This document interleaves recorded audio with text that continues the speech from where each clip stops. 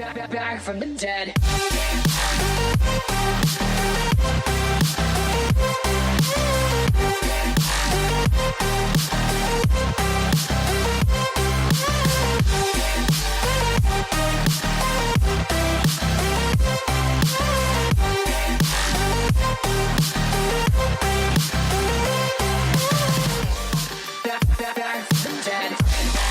Back from the dead. Hey guys, what is up? Welcome back to the channel. It is yours truly, Krystal. We were having some technical difficulties tonight. This is Paranormal Podcast for those of you that are brave enough to join the circle. And I'm going to bring in my lovely co-host, Eilfie. Where have you been? Hi. Oh my God. It's been like forever, eternity, hasn't it? I know. It's like, where's everybody going anymore? You know what I mean? You were so sweet too this summer. Like, Eilfie knew everything I was going through, and she would just hit like random texts like, hey, are you okay? Are you alive? Checking in. You still good? Still kicking? You still there? Okay, I'm just making sure. Yeah, Eilfie's so sweet. So we were just talking about this, which is so fun. Back in March, I think, I had told Eilfie, I'm really thinking that maybe it's time for like a big change in my life. And I think I want to move to the East Coast. And Eilfie was like, where are you going to move to? You know? And I was like, I don't know. I'm thinking maybe PA or like, somewhere like in New England. And Eilfie's in PA, and she was like, oh my God, tell me where you want to move. And I'm going to research the haunted spots in those cities. I was like, yes. So Eilfie's been so sweet. And then I think like over the summer, I got even more serious about moving.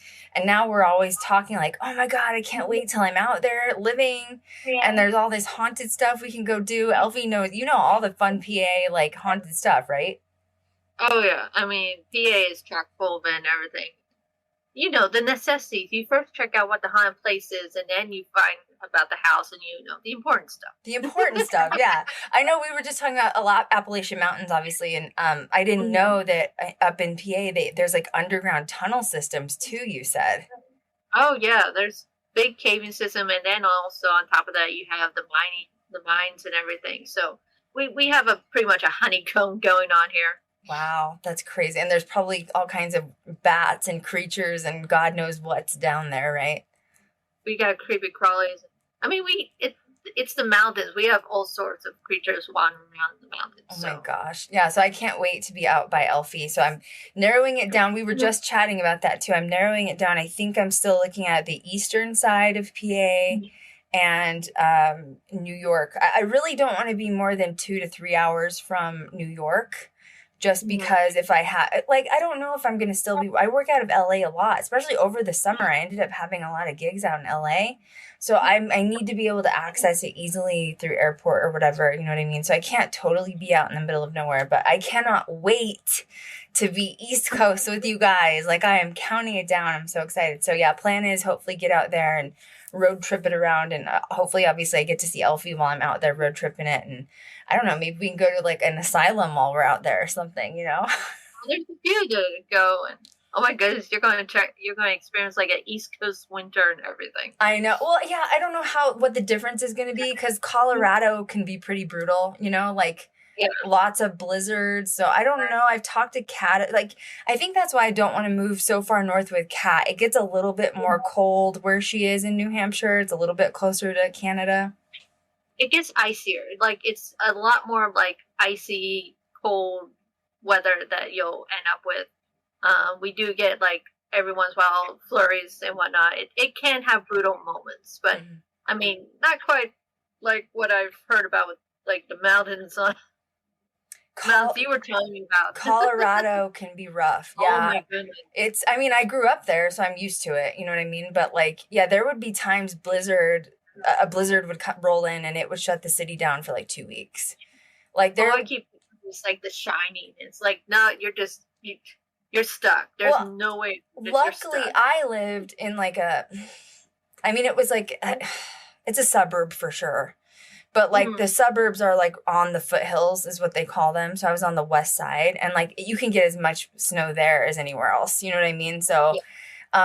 Luckily in the city, even though I was in a suburb, they really do try to keep the snow off the ground or like melt it or whatever. But it would get bad. I mean, like, so I'm 4-wheel drive, like, you know, so I feel like if I can live there and like mountain drive, I think I'm going to be good with the East Coast. You know what I mean? Oh yeah. If you dealt with Colorado weather the way it is, you're good. Yeah. You're gold. Yeah. I've heard it's not quite as bad as as dealing with that, you know? So, this stream is kind of cool. I'm kind of excited about this. We've been wanting to talk about this for quite a while. And this is kind of inspired from TikTok, especially because we've been seeing for months all these random stories pop up about the Appalachian Mountains, the Smoky Mountains, obviously starting in Tennessee, rolling all the way up northward. And, you know, of course, we've all known the stories and the lore, and we're going to share all that stuff with you guys. But I think the part that really sold us was seeing the people have their like personal encounters, don't you? Yeah. Oh yeah, and these are people who live in the mountains. They is when you see them on TikTok, they're basically pointing out, here's my backyard. There's the woods. Mm-hmm. Isn't this ghost mug cute, by the way? I think got it at Walmart for like $5. It's adorable. I love mugs. I have a mug problem. So, hi guys. I see you saying hi on all the platforms. Hi guys. I'm not typing on platforms tonight, but I see you. Hello everybody. Valerie, Anna's there. Shadow, the hair, baby fire. So I know. Okay, so my dad owned property in the Smoky Mountains of Tennessee. I don't think I told you this yet. Okay. And I had to go there a few years ago. He ended up getting sick, and so I had to go like check on the house and all that stuff. And I went with my mom, and we didn't know what to expect. And he basically lived in this little town in Tennessee, and I'm just going to say it was like unsafe. I'm just going to be honest and say it was like unsafe. And it was unsafe because you like, there's different types of people, and it was like the mountain people, you know what I mean? That like are very comfortable living alone and isolated. And I think that after a while living like that, you get a little weird. Am I wrong? I mean, I'm not trying to like offend anybody. You know what I mean? Well, it's usually those are the smaller towns you'll go by where if you spend some time, they know everyone in the town. So like when you're going through, they know you are not a local and everything. So and there's weirdness usually with like people coming into town and everything. So I can see where it's like usually a little hesitant, like we're friendly, really. We're just visiting. It's okay. Well, and in this town, it was probably only 200 people-ish. And it's literally in the, like on the edge of this. Oh yeah, very small. And so I don't know, I'm just going to be honest. I'm just going to tell it how it is in the story because so I'm out there, and of course I look like I'm from Vegas, you know. They're like, "Oh, you're from Vegas, like you're a showgirl cuz like the glitter on your eyes." I'm like, "No, I'm not a showgirl." Like, you know what I mean? No, I'm not a showgirl. But they started watching me, and so I kind of befriended the sheriff. And because I was a little nervous, because you just don't know the mix of people. It's like a mixed bag, you know? And I kind of ended up finding out, like, the sheriff had, like, you know, not the best intentions. You know what I'm saying? Like, it was very, it was very Hollywood movie-esque. Mm-hmm.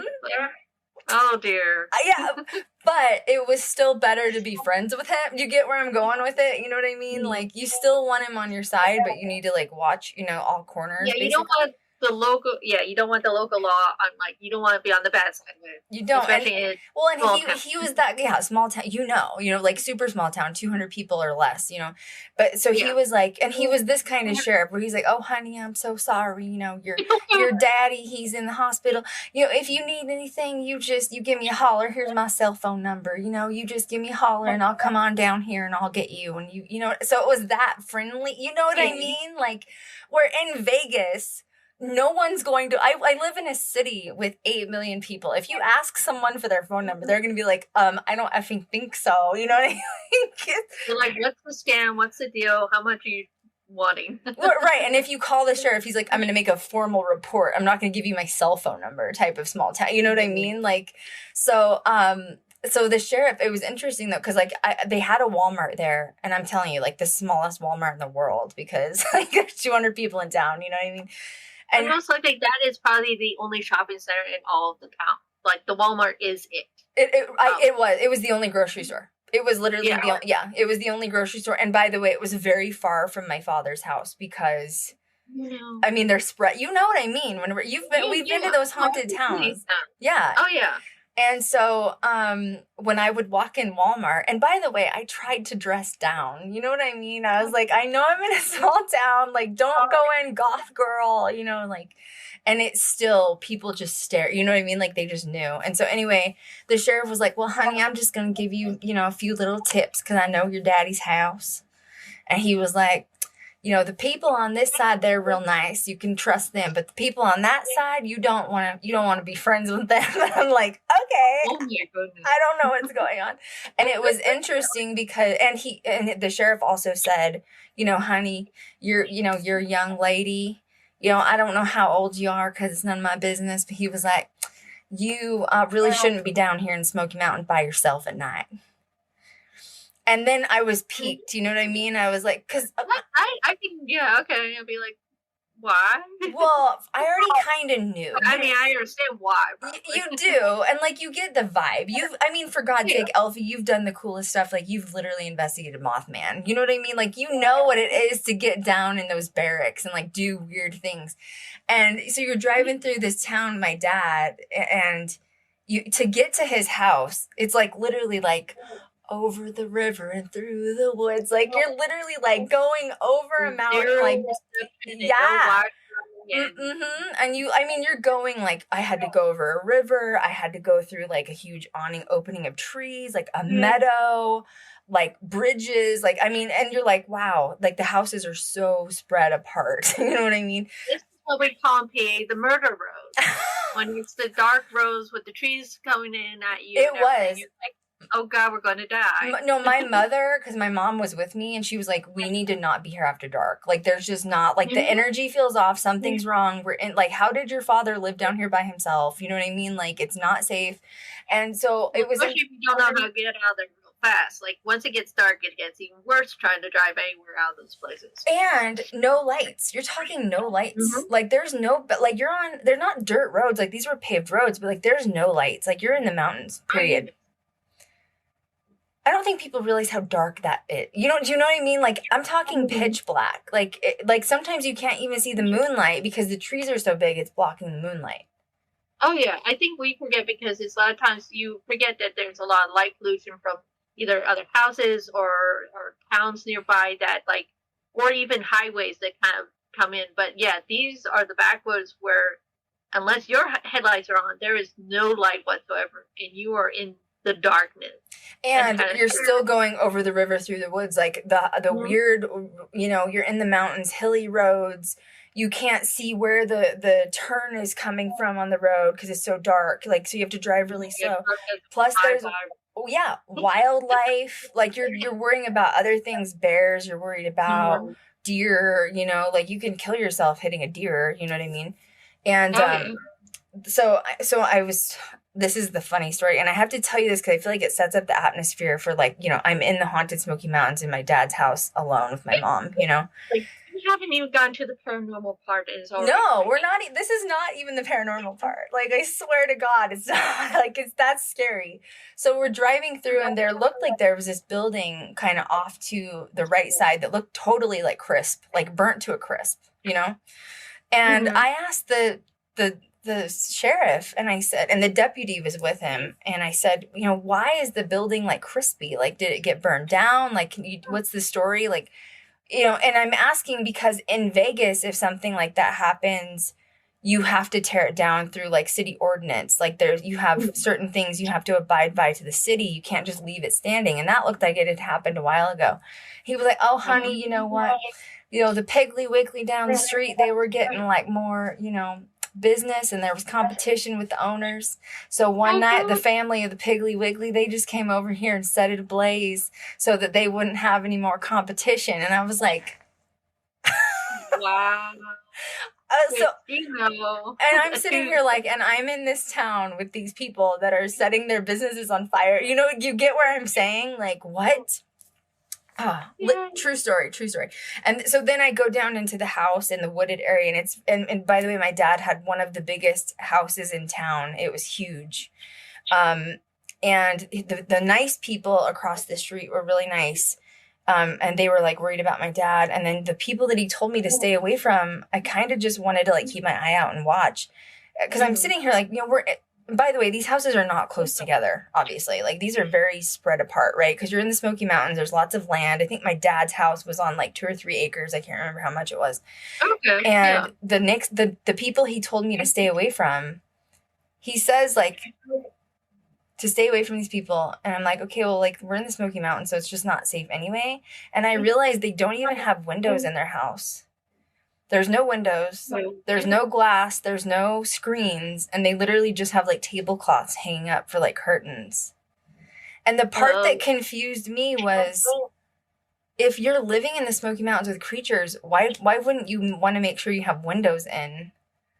Like Bigfoot's gonna just take one step right into your kitchen, Boo Bear, and like it's all over with, you know what I mean?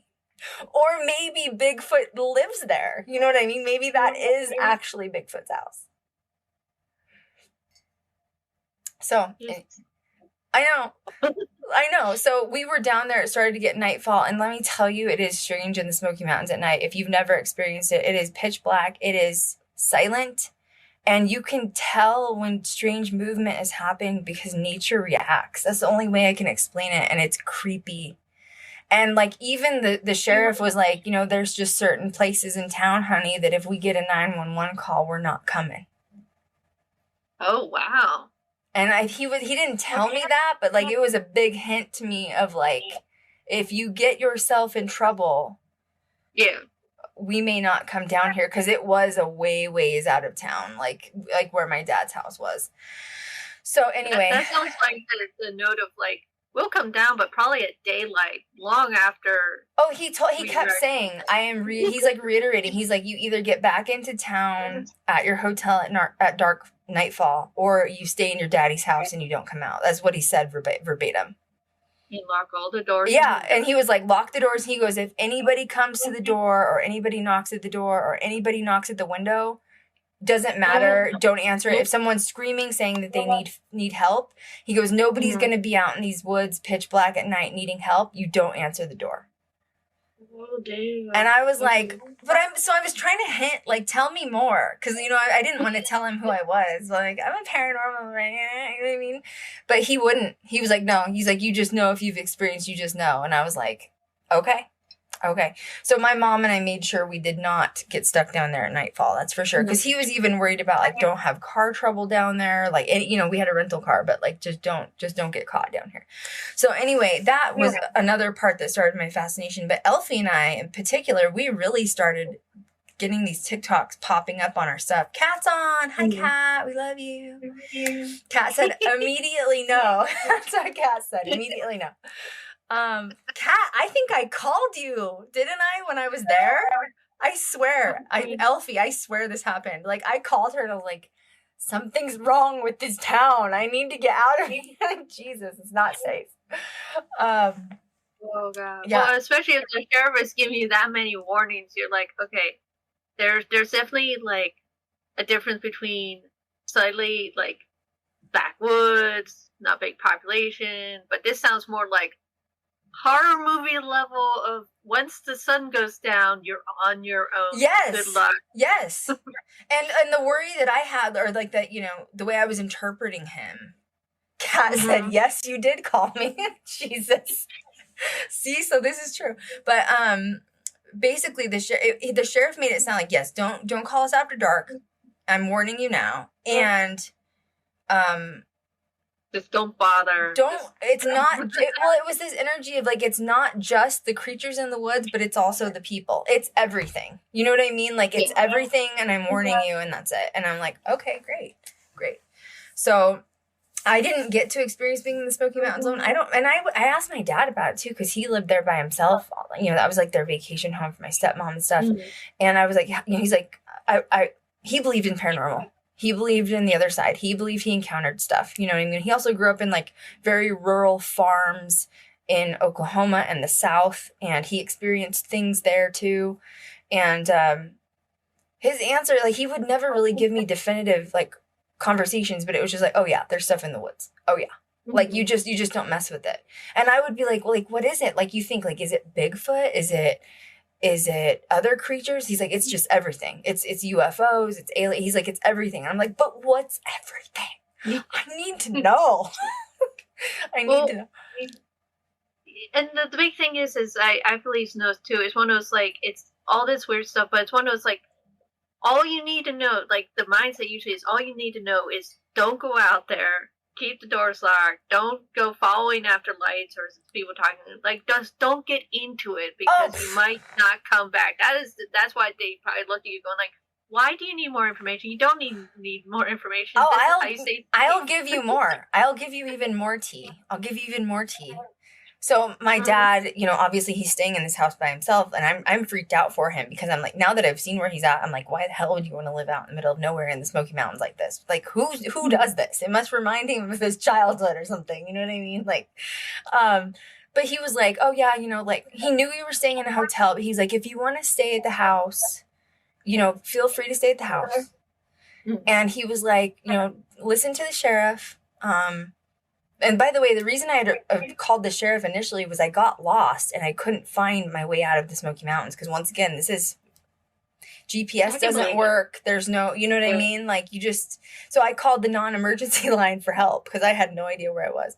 So he came out and helped me and then, like, showed me, you know, the direction, whatever. Anyway, so the sheriff was really great. But my dad was like, yeah, listen to the sheriff, you know, and if you decide to stay at my house, you know, don't answer the door if anybody comes because it's nobody there.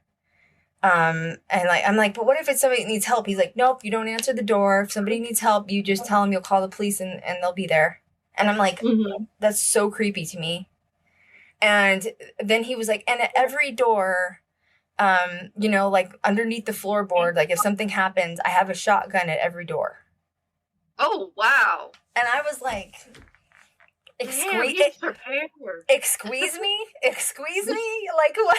You know what I mean? First of all, I don't shoot guns. So I was like, I don't even know what to do with one. First of all, if there was an emergency, I am the dumb blonde in the horror movies that will die. I will trip and I will die 100%. Like, I already know that about myself and it's fine. But that's how serious my dad was too. He's like, oh yeah, I have shotguns at every door. You know, so like, you're safe. And I'm like, Jesus, Lord, we don't live like that in Vegas, okay? This is a 24-hour city. I can go shopping at the mall at 1 a.m. on the strip if that's what I want to do. You know what I mean? Like, it's crazy. But, and they all reiterated, like, if someone comes to the door, like, it didn't feel like it'd be human, to be honest. Like, it was something mimicking human, but nobody would ever give me more information. It drove me crazy because the paranormal side of me is just, like, enthralled with these stories. You know what I mean? So anyway, that's where we're at with this. We're gonna start. This is gonna be a good stream. So Eilfie and I have been sending each other back and forth all this content. We've been binge watching TikToks, and I did a bunch of research on it. So for my dad, it's, you know, if you don't know where the Appalachian Mountains or, you know, Smoky Mountains sort of starts, it's a huge mountain range. Predominantly like to the edge of Tennessee, South Carolina, and North Carolina, right? Isn't that where that's at? And kind of goes upwards into, like, you know, West Virginia for sure, and then swoops into like where Eilfie's at, like PA area. And how far are they from you, or do they go like straight through the area that you're at? From what I can see, it kind of goes straight through because the Smoky Mountains also kind of blend in to the Appalachian Mountains, and that whole the kind of like strip goes all the way up. Big chunk of it goes through PA, and then all goes up through, I think, all the way up to Maine and even into Canada area. Yeah, too. It misses Cat. It misses Concord, Cat. Good for you. Good for you, boo. It does go through Vermont though, and Kat had told me, it's so funny because there's one city, so everybody knows by now that I am 100% certain I'm moving to the East Coast, right? Eilfie is literally my witchy sister. She lives in central PA. I want to live near Eilfie. Kat is in New Hampshire. I want to live near Kat. So I'm looking at PA and New York. I've been considering moving there with them since about March, right? And so I've been checking out all these cities on the East Coast, trying to decide where I want to be at. You know, I've even like looked at Salem, Mass, but I think it's a little too close to the coast for me.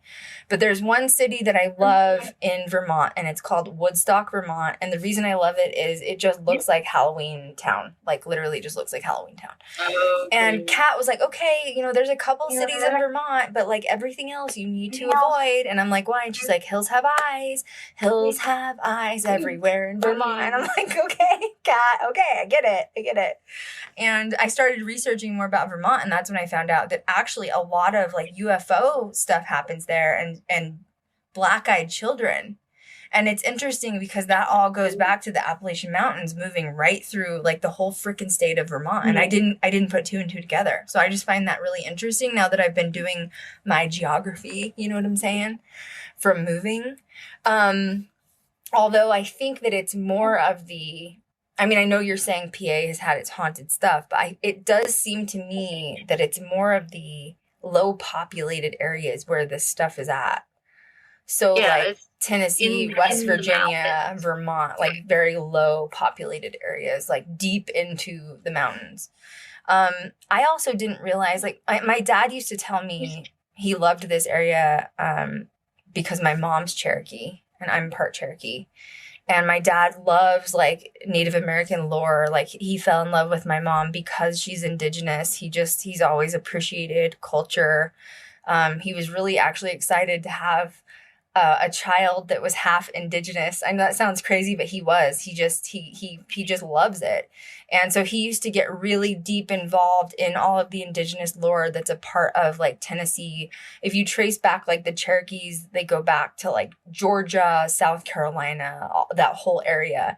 And I was interested in seeing some of this haunted lore. It does go back to the Cherokees and Native American indigenous lore. And I didn't know that. I didn't realize that. So now that Eilfie and I were able to do research, yes, there is a Bigfoot. I'm sure several that, you know, people have supposedly spotted, but there's a lot more that resides in here. And I feel like we have a lot to cover. Were you fascinated by this list? Oh yeah, totally. Like, I mean, definitely the big thing is Bigfoot or not, but there are all these other crypto creatures that are just like, some of them I've heard, some of them I'm like, oh, that's new to me, that are just very fascinating. Like you said, it makes a lot of sense, especially in the lower populated areas in the mountains, because I feel like there's still a lot of these mountain area that we're talking about that hasn't yet been fully Oh my God, no. explored. No I mean, way. we may have like satellite pictures of them, but like people actually going into them, probably not as much. Mm-hmm. It's fascinating because a lot of the stories that you hear on TikTok, and then even when Eilfie and I were doing research on like, you know, blogs and like YouTube videos, whatever, people all say the same things, which are whatever creature you run into, they are able to mimic you, mimic your family, mimic the voice of a humanoid, and they're not human. So then, you know, my brain's always like, okay, so that means it's either aliens or Bigfoot. But no, it's a lot more than all of that. So, and it's always so hush-hush. And I think it's hush-hush because maybe they don't know which creature they're encountering. You know what I mean? Yeah. Well, like you said, and it seems like quite a few of them are mimics and shapeshifters. But I think it's almost one of those things where I notice that they don't want to draw attention to it. Like if you start talking about it and you're in the area, you don't want to kind of... Yeah, they're like, somebody just said that in chat. Actually, somebody said on TikTok, you hear them say, if you hear something at night, no, you didn't. If you hear something call your name at night, no, you didn't. If you hear someone following you on the trail, you don't run in fear. You walk hastily away and you don't give off fear because they can like sense the fear or something. Which, look, let me tell you something. That's how I would die. Okay. I am the dumb blonde in the horror movie. I am Paris Hilton in House of Wax, okay? If they told me not to run, I would be absolutely running, like 100%. You know what I mean? Like, whoa! I'm not good with catastrophes, like disasters, which is why I'm afraid. Eilfie, I swear, Eilfie, my biggest goal in my life is to get the series signed and go investigate Mothman with Eilfie. She has to be there, okay? It doesn't count without Eilfie, okay? And like, I'm so scared he's gonna come get me because like I'm not smart when it comes to crypto, you know? Yeah, I'm more worried about not so much Mothman, but you falling into a marsh because there's marsh and swamp around there. I don't need to have to. Cat, pull can you out see of me there. in my 5-inch goth girl heels walking through the marshes of like West Virginia? I'm gonna fall for sure, 100%. It's fine. You know what I mean? All I request though is could we at least make sure to do it in warmer weather? Because when I was last out there, it was very cold. Yeah, no. Don't worry. I got you. Yeah, my ultimate goal, Eilfie. She's gonna tour guide us into the swamps of Mothman, the pits of Mothman's house, and Kat is gonna crochet him a hat and some gloves. That's the plan. So Ghost Girl Diaries becomes a newfound footage. I'm telling you, if this series gets signed, it's going to be the best paranormal series ever because of what we have. We have the best ideas between the three of us. Oh my God. Cat's laughing.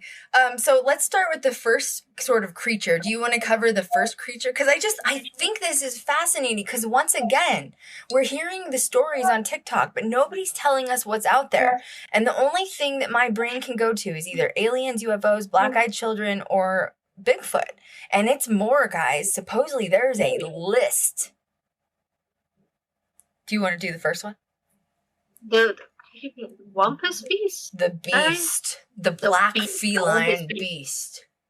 Which actually, when I read that, it sounded very interesting because we still, like, in our own mountains and everything, we still get reports about mountain lion stuff, which technically speaking shouldn't be in our mountains anymore. Like, we used to have mountain lions and everything, but they were driven out or killed off. We're not sure. I'm not sure which. What was that? I was like, they were driven off or killed. We're not sure, but whatever. They're dead. It's fine.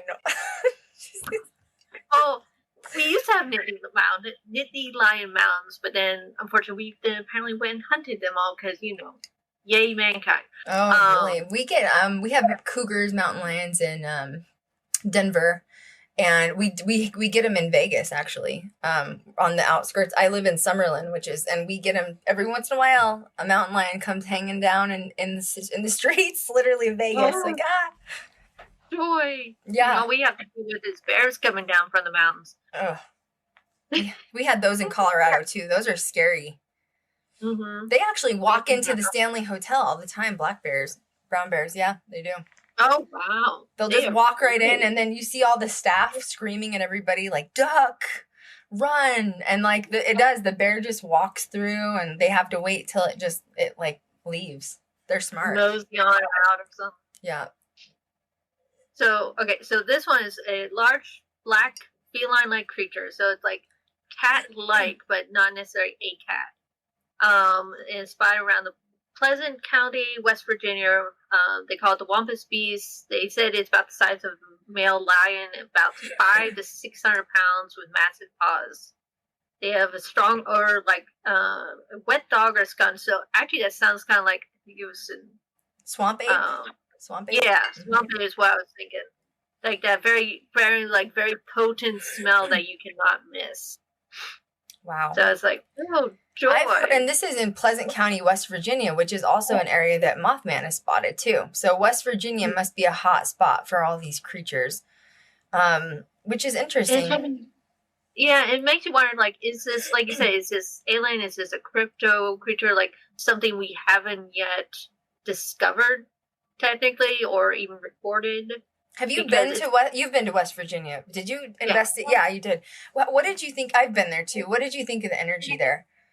It's interesting. It definitely has a very strange vibe about it, but it's not unpleasant. It's just I'm trying to figure out how it feels like portals to me or something. It's it's not bad. It's just it feels like unfamiliar. Like a way station or something. Well, I drove Like, through there, and I went from like DC. I was in like Delaware, like northern Maryland's beautiful. If you've never been there, it's just, especially fall. Oh my God, northern Maryland's beautiful. But yeah, we drove through West Virginia, and then we were in PA, and it was weird. Like literally, you crossed the line to PA, and it was completely different energy from West Virginia. I don't know how to explain it. You would only know if you've been to West Virginia and you've experienced it. It's just, it feels like it's not from here. I don't really know how to explain it. No, I totally get what you mean, because there's definitely been times when I've gone, not just in West Virginia, but you feel, it's almost like, I guess the closest thing to describe it is like, you know how if you're coming down from mountains, there's that pressure change that happens. Yes. Mm-hmm. It's that almost energetic pressure change of like, you sort of realize like, it doesn't feel like it just did a half hour ago. What just we crossed the border. And the decibel, and I don't want to say it's like, because I've been to places where there's negative decibels when you're hearing, you know what I mean? Mm-hmm. But like the decibels, the vibration, I don't know how to explain this unless you're in paranormal and you know what I mean? But like the decibels in West Virginia are different. Like the whole area is vibrating at a different level. I can't even explain to you what that means. I don't know what that means. It'd be interesting to get like a geographical surveyor to go in there and like do different. Like you said, literally you go through that border to PA and it's completely fine. And you're just like, I'm confused. It was literally like a 10-minute drive. It is. There's another area I've been like that. It's like northern LA. It's a city called Simi Valley. I don't know if anyone's ever been there, but Simi Valley is it's a very well-known, popular bougie area that a lot of celebrities keep their like horses stabled in Simi Valley. Okay. And if you're driving, and it's not that far from LA if you look at the map, it's just like north and past the valley, but you drive into Simi Valley and there's like, because I've been there several times, there's like this area that says like, Simi Valley, and you see like the hill. The second you pass that sign, it's the same thing. So I don't know. It's got to be an energy thing. I don't know. It's weird. It's just weird. If you know, Eileen's on here saying, yes, I know what you're saying about it. She says she knows the different energies. She says that it's actually, she's experienced that in Virginia too. Yeah. Well, I mean, in LA, the valley can have its own strange energy all you haven't, I told you haven't been to LA since... It's been a minute. But Rona, really, I've been there quite a few times this summer. Don't know how that happened. It's fine. I've been working at LA again. I don't know what's wrong with me, but I haven't been there since Rona happened, and oh man, it's the only way I can describe it is that it looks and feels like The Walking Dead, LA. Mm-hmm. And it breaks my heart to say that because I always thought eventually I'd move back to LA. I really did, because I loved living there. I loved my time there.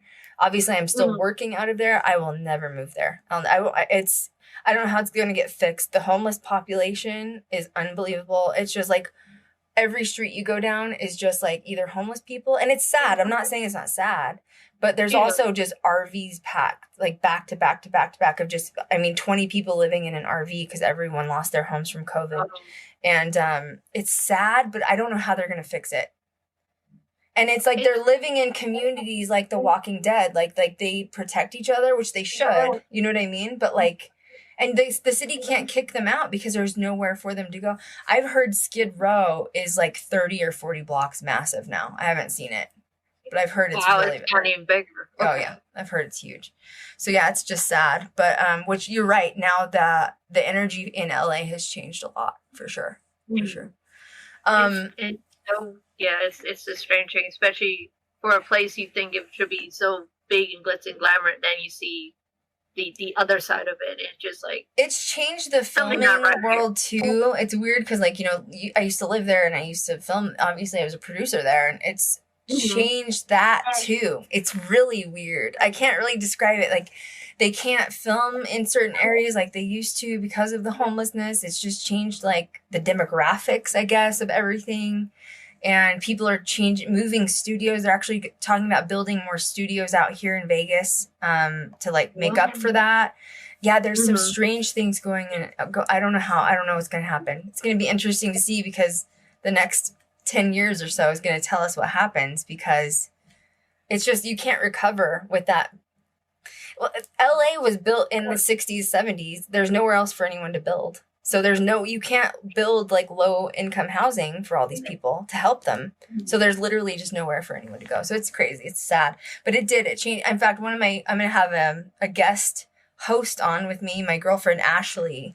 She was filming with me in LA this summer. She's going to come on in the next couple of weeks, and we're going to talk about our experience in LA so that everybody can talk about it. But yeah, so yeah, if you know, if the energy in the area changes, you just know. And which is so strange, because I wasn't even in West Virginia very long. I was probably only there for a day.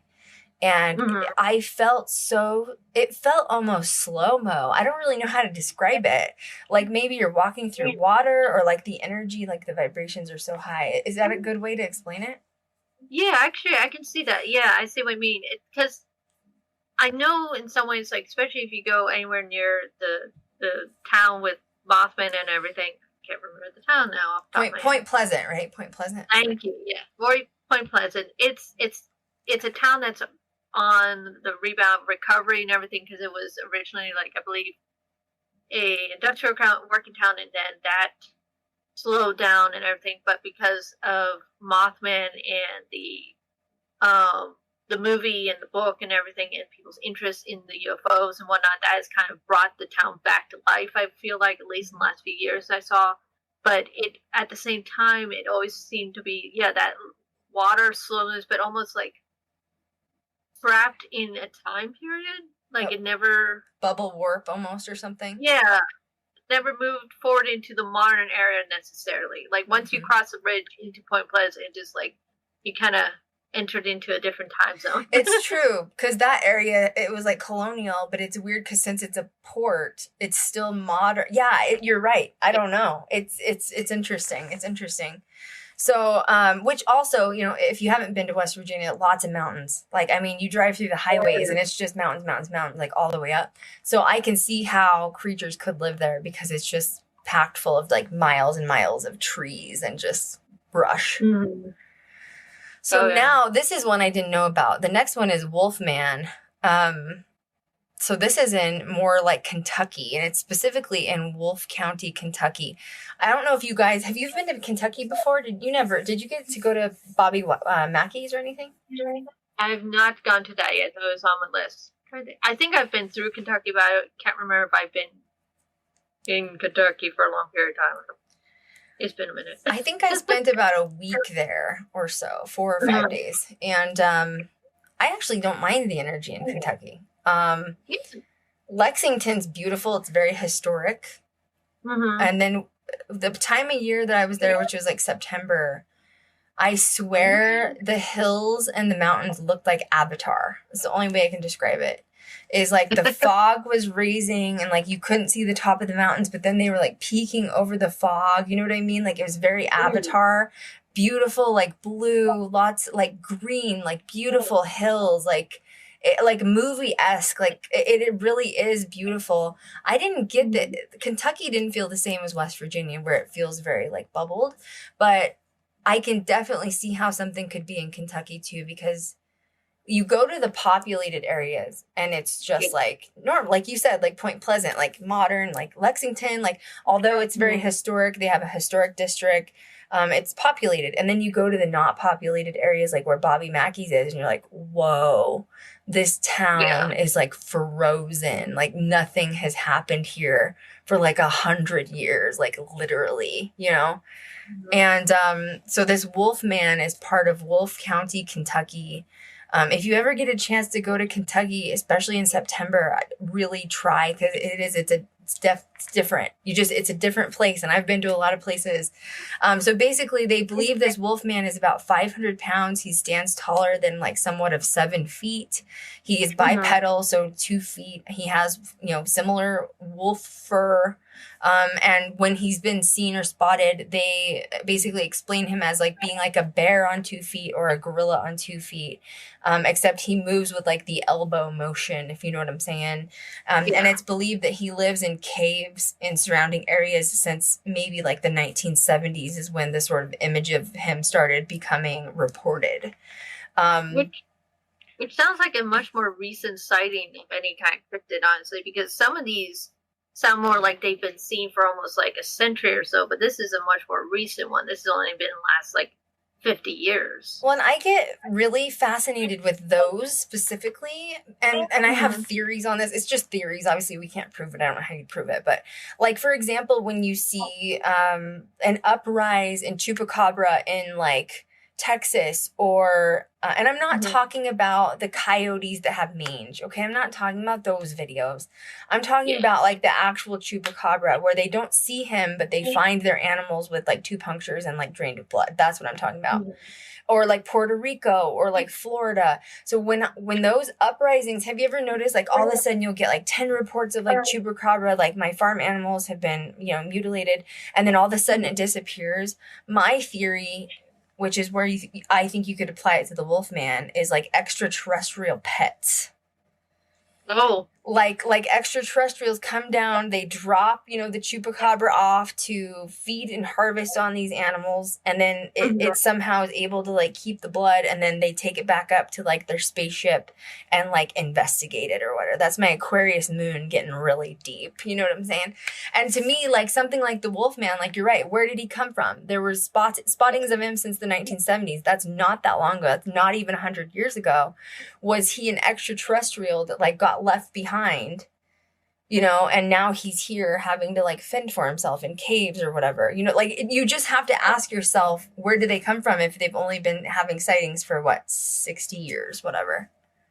Yeah, and well, what's interesting, since it's in Kentucky, and we're still talking about the mountains, there is a large caving system throughout all these mountains heading north and south and everything, like, so there's connectors and whatnot. So it's one of those, did migrate from somewhere else and just popped up in Kentucky and now it decided to stick around? Or is it a cycle where it moves through a couple places and it just recently, like said in the 1970s, that someone started actually noticing it? Because, I mean, our population is encroaching on these areas in general as we move in and grow and everything. I wanted to look where Wolf County is, if you're curious. It's WOLFE County. So the wolf lives in Wolf County. But basically, I was in Lexington, and then if you go to Bobby Mackey's, it is, like, right across the river from Cincinnati. Like, I mean, literally, you drive across the river from Cincinnati, and Bobby Mackey's is a little teeny town called Wilder. So I didn't get to go to the area of Wolf County. Wolf County, if you look on the map, is more... like southeast of, not very far, just down highway, what is this? 11, it looks like, or something. And, but that is a very mountainous area. Like, I've driven through there and it's national forest area 100%. So I'm not shocked that they're seeing this creature. I wish people would get the clue of TikTok and do stories on their experience with Wolfman, because that's one that I'm personally fascinated with. Oh, yeah. Well, I also think it's because we are developing more suburbia and housing and everything, and we're slowly moving into these mountains that they've probably, like, lived in for a long time, and we're now just actually invading their space, really. Well, I mean, I don't think it's totally impossible for these creatures to not exist either, because I don't, you know, of course, you know, I'm an Aquarius moon. I'm weird. I believe in aliens. You know what I mean? I don't think we're the only creatures on this, you know, existence plane. Of course I don't. You know what I mean? Like, that's ridiculous. I think that humans are very stupid, generally speaking. And there's got to be, like, some other... I hope to God that there's other intelligent life that's actually using spacecraft and, like, cool stuff. You know what I mean? Like, I hope to God it doesn't end with humans, because I feel like we're in trouble, like, as a collective. Like, if that's where it ends, you know what I mean? We're all doomed. We're all doomed. We're in trouble. You know what I'm saying? But it's funny, in sci-fi stories, like, Earth is always placed as the backwaters of the universe, where they're like, oh yeah, there's humans over there. Oh. It's like, why do I feel like this is not far off from the truth? I agree. I tell Kat says it too. I got her saying now, but I always say, why did I incarnate to this planet? Like, this is such a bad idea. Like, what was I thinking? Why am I here? Don't decide to go glamping. Oh yeah, really, literally. So, but yeah, I mean, and especially being like the paranormal enthusiast that we all are. I mean, even you guys watching and listening to this later as a podcast, don't we want the Wolfman to exist? Don't we want a werewolf to exist in our heart of hearts? Don't you want the werewolf to exist, Eilfie? You know you do. I would love to see footage of this too, because that would be the coolest thing. Because I do not believe that we have cataloged every living creature on this planet. I think there's a ton that we have left out because, yeah, we don't look very well apparently, or something, or it's like, nope, I'm staying hidden. You can all go away. Well, that, and didn't you just hear on the ocean, they just think that they counteracted and found a megalodon alive? Shocker. I am shocked. This is my shocked face. I know. Really? I know. The oceans they're the most unexplored, you know what I mean? And then if you think about like Dolores Canyon, if you guys have ever gotten into that sort of research, which she was like, she did hypnotism and she did a lot of research on people that would talk about their past lives. So that's why I think she's amazing, because I'm fascinated by past lives, because I totally believe that we, like Eilfie and I, how do we connect so easily and we're just like friends and it's great. You know what I mean? Like I think that those people in your life that come so naturally, it's just because you've lived lives together. And Dolores Cannon talks about, you know, similar to this like theory of like, you know, incarnation and like even these paranormal experiences too.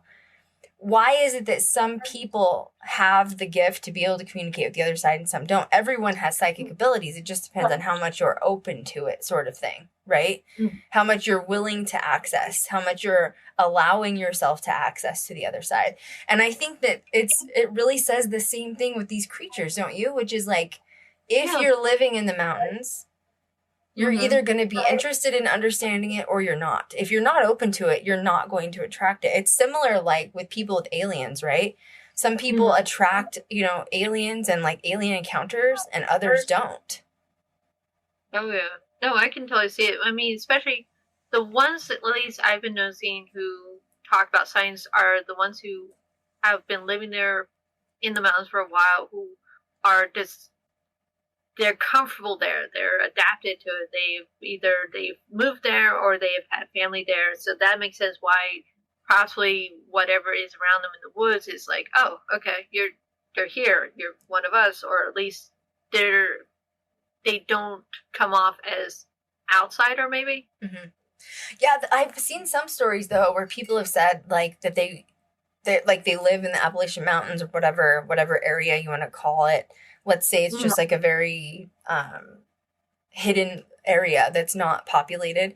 But they're like, oh yeah, like, you know, we know Bigfoot lives in the area and like we have horses. I would be worried about my horses. Like every night I would be bringing my horses in my house. Like, you come here, horsey. You have to stay in the living room because I don't want Bigfoot to eat you. You know what I mean? Like or like you have chickens. Like, I'm going to have to take my whole chicken coop inside and they're going to shat everywhere because I don't want them to get eaten by Bigfoot. You know what I mean? Like, well, it almost sounds like with some of it, like, okay, some of the, especially the mimickers, they definitely, like, they want to mess around with people and stuff. But others, like Bigfoot, I feel like similar to most animals who just don't want to deal with people. They're like, okay, you are over there, I'm over here, as long as we don't approach on each other's, don't cross the line, we're fine. Respect I stay boundaries. in my wood, you stay on your property, we're all cool. I don't know, man. Now Bigfoot makes me a little nervous, but I like to look at both sides of this because, like, dude, he's never had an interview, man. You know what I mean? Like, everybody makes it sound like Bigfoot is scary. What if he's not? What if he's chill? What if he's chill AF and he just wants to hang out and like pick his berries and like be with his wife and kids? You know what I mean? Well, I think he's chill, and I think a lot of times, at least with the weather, if we're going to believe that a lot of the footage we see of Bigfoot is real, most of the time he's scavenging, foraging, doing his thing, and like spots the person filming him and then just takes off in the opposite direction. There's only been a couple times where I think you see a footage of maybe the Bigfoot coming at the person, but it's a lot rarer. And most of the time, it's like Bigfoot is just like gone. It's Doesn't true. wanna It's be this anywhere. like if we're afraid as him, like how we're portraying it. Obviously, they're going to be just as afraid of us, is what you're saying, basically. Like, Yeah. oh, I'm yeah. going this way, you go that way. Like none of my business. But yeah, in horror films and horror movies or depictions of it, he's always, you know. And I'm not saying they're not bad, but humans are bad too, man. I'm just equally as afraid of humans. Well, okay. So the only time I've ever heard them get violent, like, and I don't know if this is real or this could be like eco people, protesters stuff. Like I've heard of them, you know, with forestation and you have like the big machines going through and deforesting certain areas of the U.S. and everything. And there's been reports of like machines being tipped over or tires being chopped across and everything. And that's the only time I've ever heard of anything remotely violent of them. But we're not even sure if that's them or eco protests saying, "Oh yeah, it was a Bigfoot causing this mass destruction." But it's like if they can tip over a machine that big, that does, but they don't want to deal with us.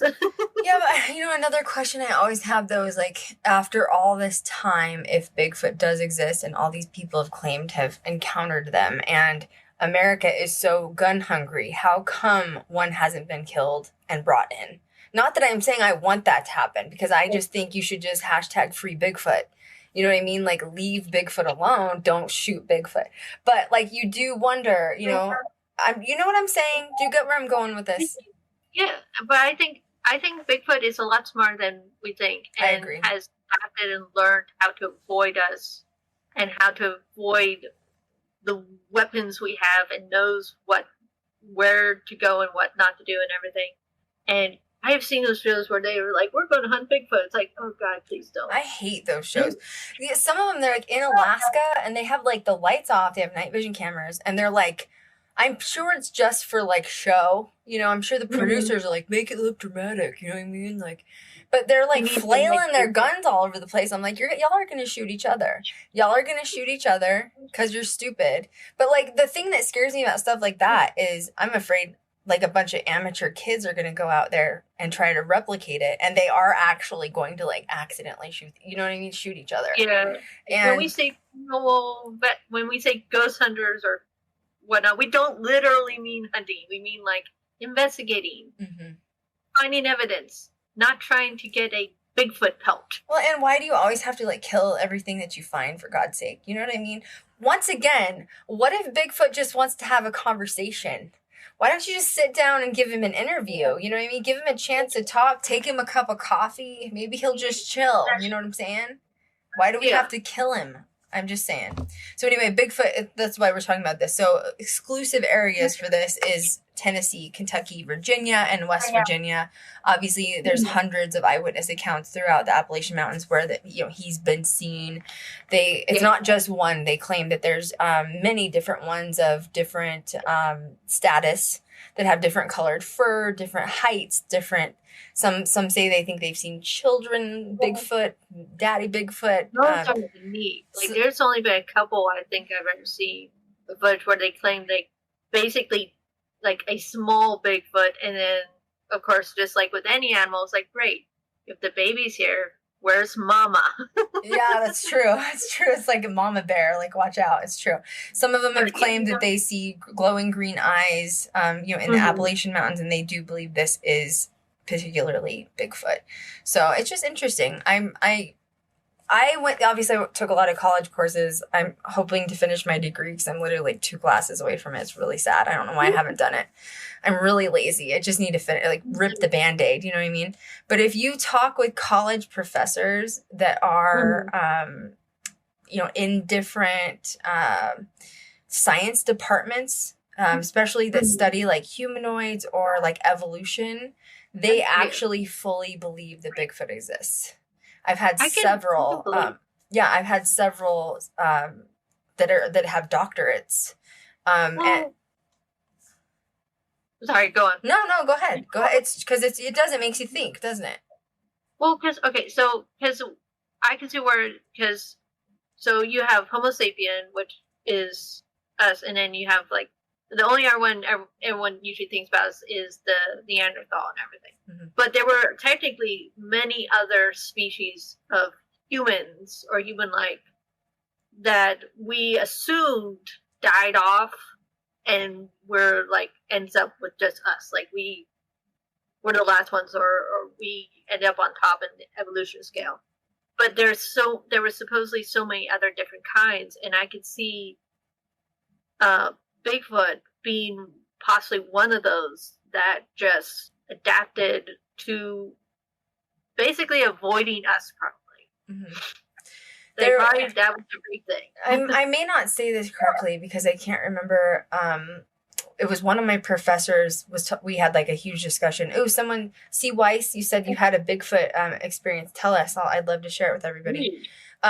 Essentially, what one of my professors said was humans are like, is it bonobos? Does that sound correct? It's like a group of monkeys. And essentially, like, they're like orangutans. They live together in like groups. You know what I'm saying? Like big groups. Mm-hmm. These particular orangutans create armies, like literally, actually. And so essentially, what my professor would compare is humans are like, orangutans, bonobos, to what they are to gorillas, which gorillas go and live off in very small communities, like just 3 or 4.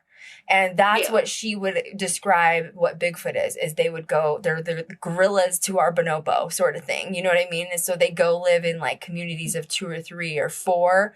They don't live in like huge communities. And it's interesting when you go to college and you listen to these professors, because when they brought up these conversations about Bigfoot, I was like, they're going to shut it down. They're going to say it's like a joke. Nobody, but these are people that have gone to school for like, and they've studied like case studies and like hair samples. And it's just really cool, like fascinating to me to hear people not shut the idea down or like, the theory behind what Bigfoot could be. So CY said, it's hard to explain the moment you see it. I still question if it happened or not, if I was hallucinating. So that's interesting if you say that, because I feel like that means it felt that real that you were like, am I here? Is this happening? That happens to us in paranormal though, doesn't it? Like, can you think of a couple of times where you've told me there was something that happened in a basement of a location and you heard it calling your name and it was so real that you were like, I am not doing this right now. I am not doing Oh yeah, no, I was upstairs and everyone else had gone to bed and this is the thing, it's like I heard my name and like, nope. But the thing is, anytime there's been experiences, noped out that one. It was like, nah, I'm good. Eilfie, no, sorry, it's bedtime. Because it's not like you can mistake my name. It's not like you can make mistake. Like, did I really hear my name? Like, no, for sure, someone called my name, and everyone is asleep right now. Right. And that was from the basement, where no one should be. But I, at least for me personally, when I've had experience, it's like the second or so after the fact that you register that something strange just happened, and 2, you're like, did that just actually happen? Mm-hmm. Like when it's happening, you just kind of go with it. I feel like you just like accept what's going on. Then after, almost like a dream, it's like, did I just see what I thought I saw? Mm-hmm. And then you start catching up, almost like your brain finally catches up, like, yes, we just had a weird experience. See, I've had those experiences both sober and under the influence, which is why I say I really don't think it's safe to be under the influence ghost hunting, honestly, because I've done it. I mean, I didn't ghost hunt, but I've been in locations where there were parties. I've talked about this at the Stanley Hotel, and I told everybody I was partying with some of Ghost Adventures, and we were in the presidential suite, and I'm not going to lie, I was tipsy. I wasn't wasted, but I was feeling it. You know what I'm saying? Like, I was having fun. That's all I'm going to say. And we thought we saw a leprechaun run up the stairs, peek behind a door, and it slammed the door shut. And I'm talking the leprechaun was no bigger than like maybe 5 or 6 inches.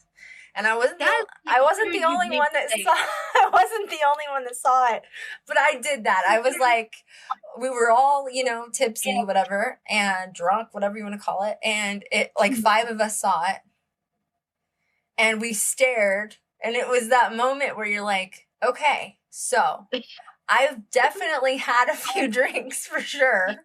I'm done now. I'm good. But I know I'm not the only one that saw that. So, and it did not appear to be see-through. It appeared to be 3D. So, and it slammed the door. You know what I mean? Like, so I get that feeling where it's like it takes a minute for your brain to register, and then you like negotiate with yourself, don't you? Where you're like, did I actually see that? I don't know if I saw. What did it look like? You know? Okay, C. Weiss is telling the story behind Bigfoot. It says, I was at a high mountain range with my son. We walked up a trail, and I could hear what sounded like bells. Then a humanoid/ape creature stood up, and then we looked at each other. It was not a bear. My son said, "What is that, Mom?" I said, "I'm not sure." And we turned around and left because I needed to leave. I processed it hours later, and I still wonder if it was real. Wow. How far was it from you? Could you someone just said that too, about how far away was it? Wow.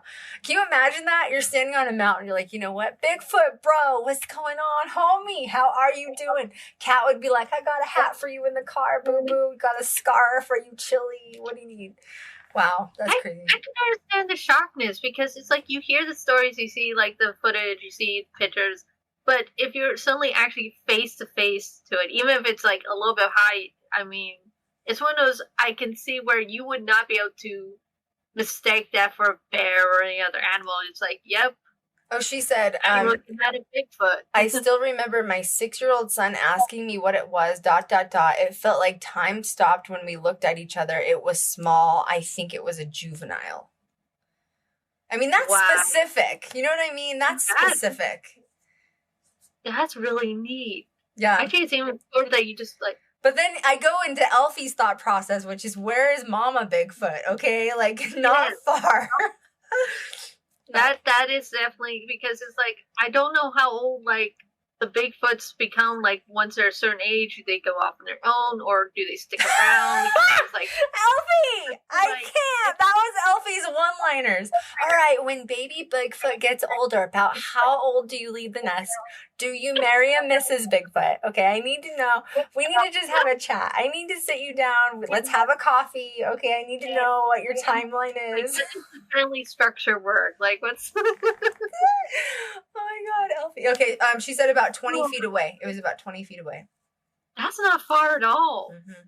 Especially she said it stood up. Like, you know, like think about when we've been to get something. I don't know what I would do if I'd see one. I think my throat would fall in my ass. You know what I mean? Like that feeling?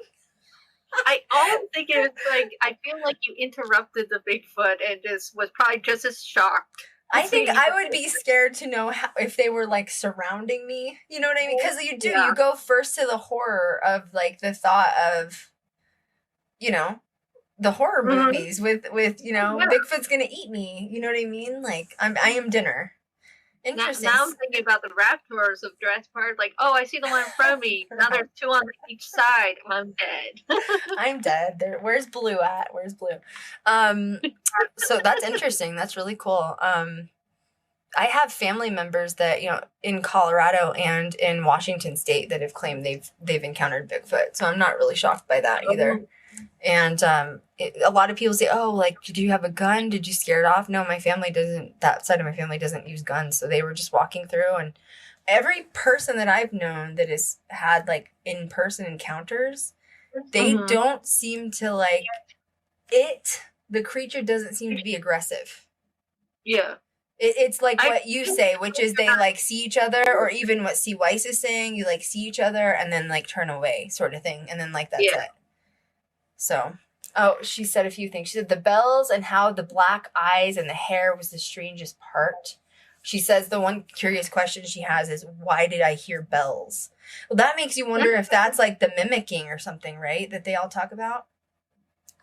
The bells is strange because I don't think I've ever heard of like bells. I mean, you'll hear the sounds that they supposedly make, like their whooping sounds or grunt sounds and everything, but I don't think I ever heard of bells. That is an unusual one. It is. It's interesting. So there's another wolf, and it has many names. Okay, yeah, I'll wait. You know, I'll keep chatting with you, C. Weiss, if you want to keep talking. I'd love to hear the story. There's another creature called the smoke wolf. And I thought that was interesting, but it didn't really, I looked online to see like the areas, and it's several areas. So I wonder if that wolf gets confused with Wolfman, you know what I mean?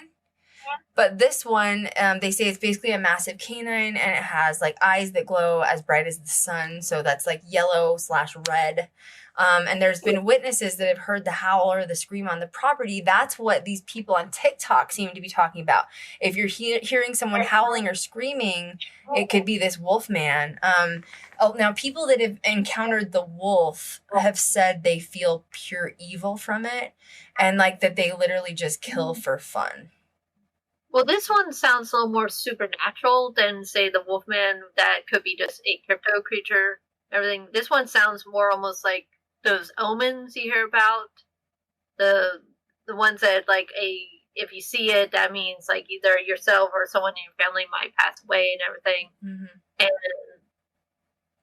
it's definitely seems more on the supernatural side than the other wolf creatures. Yeah, this one, there's chains that rattle. They say if you before you encounter it, before you see it, that you'll hear chains rattle, which that to me does sound on the darker side. So it does make you wonder. I think it's a mixed bag what's going on here of supernatural and crypto characters. Oh yeah, well, it sounds similar because there's a couple of omen creatures in folklore that the weirdest part about them usually is like if you hear their sound, like their cries or screams, they're usually pretty far away, but as it gets softer, you think it's like going away, but it's actually like getting closer to you. Oh, this is interesting. C. Weiss said, this is the lady that was talking about her encounter with her son and the Bigfoot. She says, I hike there all the time, hoping to get a second chance. This is what I was saying earlier. I think we all have different energetic waves. So for C. Weiss right now, she's gone into this era on like this same wavelength of encountering a Bigfoot. Now she's on that energetic wavelength. She is going to connect with it because that is her wavelength. It's whatever you put out there is what you're going to get back. And that's the fascinating part, how all of us have different abilities, all of us have not only the way we connect with like supernatural and paranormal, but like I said, I even had like the friends in the Air Force that connected with aliens. Like, it's just fascinating to me how everybody has your own energetic highway to your own thing. And that part is what I just love about crypto character, just the whole side of like supernatural.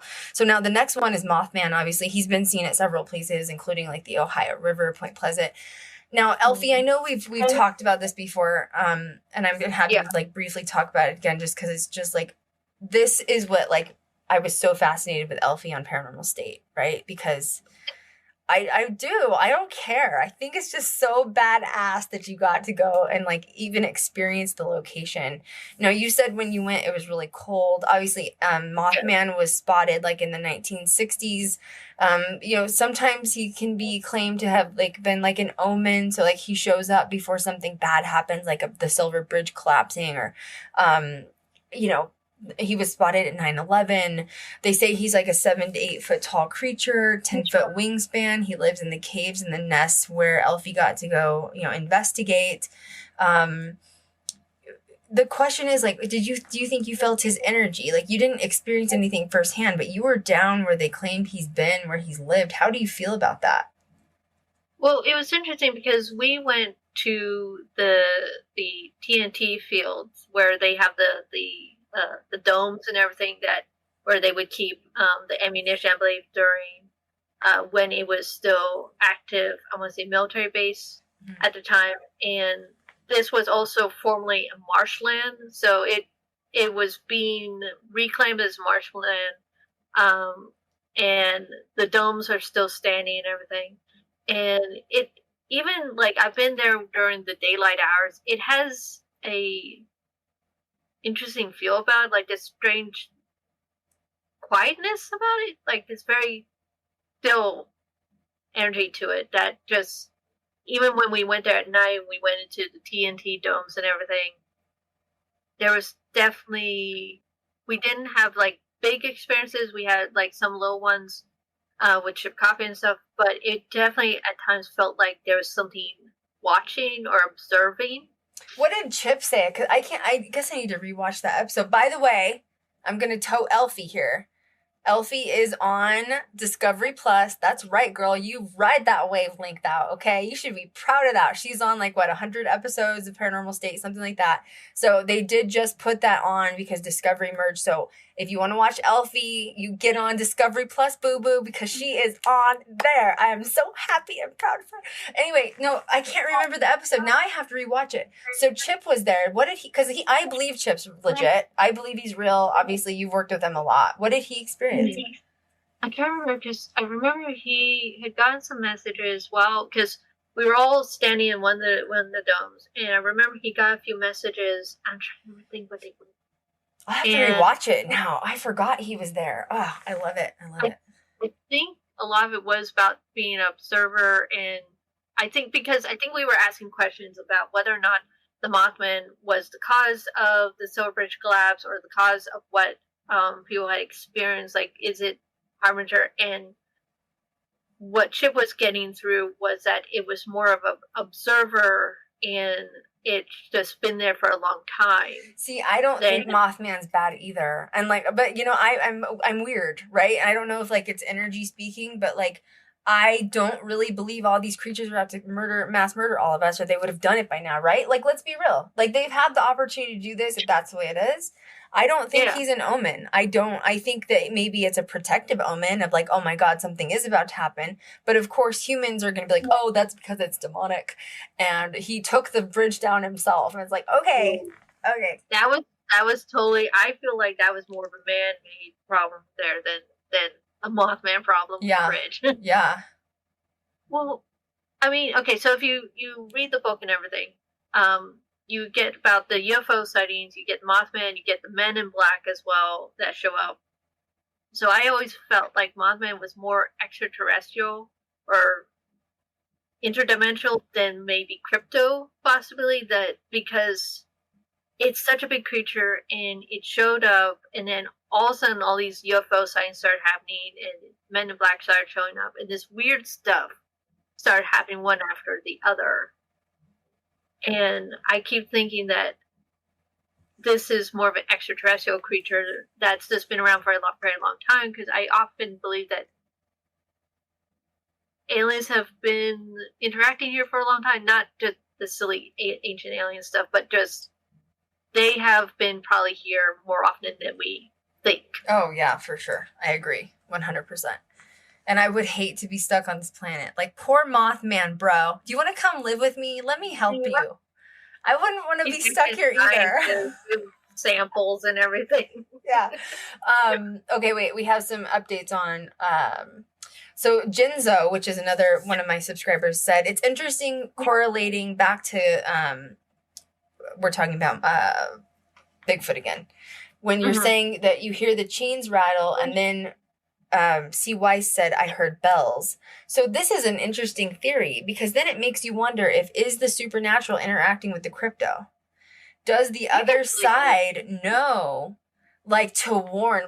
For example, C. Weiss is saying, I heard bells, and then all of a sudden then it stood up, we saw each other, and then we walked away. It's almost like the supernatural can travel a lot faster invisibly, and was warning both parties about it, right? Had the bell noise, and then both of you and then the people are hearing the chains. It's almost like the supernatural side of it is warning both parties before something happens. It's almost like both energetically are speaking, is what I'm thinking. Well, the thing we haven't even touched on entirely is even just the idea of the Fae and everything. Yes. And the spirits of the nature and whatnot, because there's been definitely plenty of stories of Fae-like beings that you will hear bells and clinking and almost musical sound and everything. Which could be usually Fae. before something happens. Hopefully not always negative. No, it's not. And you can look into Fae, and Fae can go back into Ireland and Scotland and stuff, but you can also look into Fae. Fae is considered a level of the underworld, right? But it's usually connected to nature, Mother Earth, blah, blah, blah. So once again, in a positive manner, warning both parties. Because unfortunately, we have to be real about this and say that humans are destructive. Let's just be real. You know what I mean? Humans are not only destructive to the planet, but to each other, and not only to each other, but to, I'm going to go out and hunt me a squatch. Why do you got to kill it? Like, what if they're not even aggressive?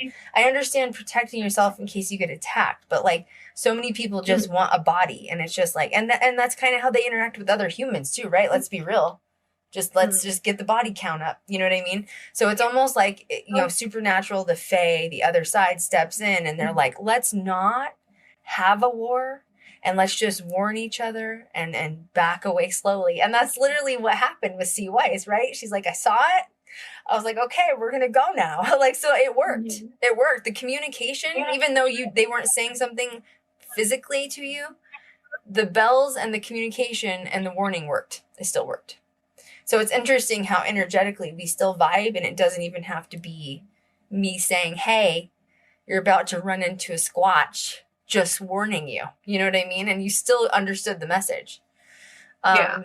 So Mothman, so you think it exists. You think he's legit. Oh, yeah. Totally. Yeah, me too. And that's, like, when I am ready to quit Ghost Girl Diaries, even if it's one season, I've made it when I got to the caves of Mothman with Eilfie. I am done. I'm good. I'm ready to retire. Once I've done that, I am good. That's my ultimate goal, is to get back there with Eilfie, because it's so fascinating to me that she got to do that. The next one, this one I never heard of before. Did you hear of the Grafton Monster, which is basically, it was mainly spotted in West Virginia in the 1950s? This one's a new one to me. Like, and I even looked up some more about it because I'm like, wait, what is this thing? And it sounds so, this is where I feel like when we were talking earlier about different kinds of Bigfoots, mm-hmm. I feel like maybe this Grafton Monster might be just a different kind of Bigfoot, maybe. Is that how you felt about the way it was described? Because I was having a hard time picturing it in my brain. Well, yeah, that's the other thing why I looked at, because I'm like, wait, it's supposed to look headless, but his head is just like really low and the shoulders are really high. But it doesn't sound like it's necessarily hunched over. It's a very odd description. And you look it up, and basically there's pictures, and it looks like a damn Yeti, which to me, there's a difference between a Bigfoot and a Yeti in my brain, right? Because Yetis to me are like bigger and like, you know what I mean? And like weirdly, oddly shaped, which is how it's being described as the Grafton Monster. And you think of Bigfoot, and he's just like a big dude in like a Bigfoot costume. You know what I'm saying? Like it's just, there's a difference. So the Grafton Monster was, what's that? Go ahead, say that again. You said Bigfoot's like a little more humanoid form than compared to, okay. Bigfoot's a little bit more petite than a Yeti / Grafton Monster, I guess. No, I don't know. Oh my goodness. I know. Okay, he's Bigfoot a little bit more petite. 8 feet tall. Then how big would Yeti be? And I don't know where the swamp bait fits in there. You know what I mean? But so basically, I know the Grafton Monster is described as a bipedal creature with short hair. It's estimated, now this is large, between 1,000 to 1,500 pounds, very large, broad shoulders that sort of, the shoulders and head sort of sit low or like below the body, which is like kind of hunchy, I guess. And from behind, when people have seen it, they've said that it appears like it's missing its head. And it eats livestock, essentially. It's this massive creature that lives, it's been seen in West Virginia, essentially. So this one comes off as more, it sounds like it comes off a little more aggressive and does not care if it goes anywhere near humans, if it's eating livestock. So it's like a little more on the braver side compared to other like Bigfoot or Yeti-like creatures. And if you're talking about a 1,500-pound creature, and who knows if it gets bigger over time, right? That like, where does a 1,500-pound creature go? Anywhere. Well, yeah, but if you're gonna shoot it, let's be real. If you're gonna shoot a 1,500-pound creature, I don't think it's really gonna do a whole lot. You know what I mean? Like, no, this is massive. Yeah. And by the way, what if it's gotten bigger since then? Although if you're that large and bipedal, I feel like you'd be very slow.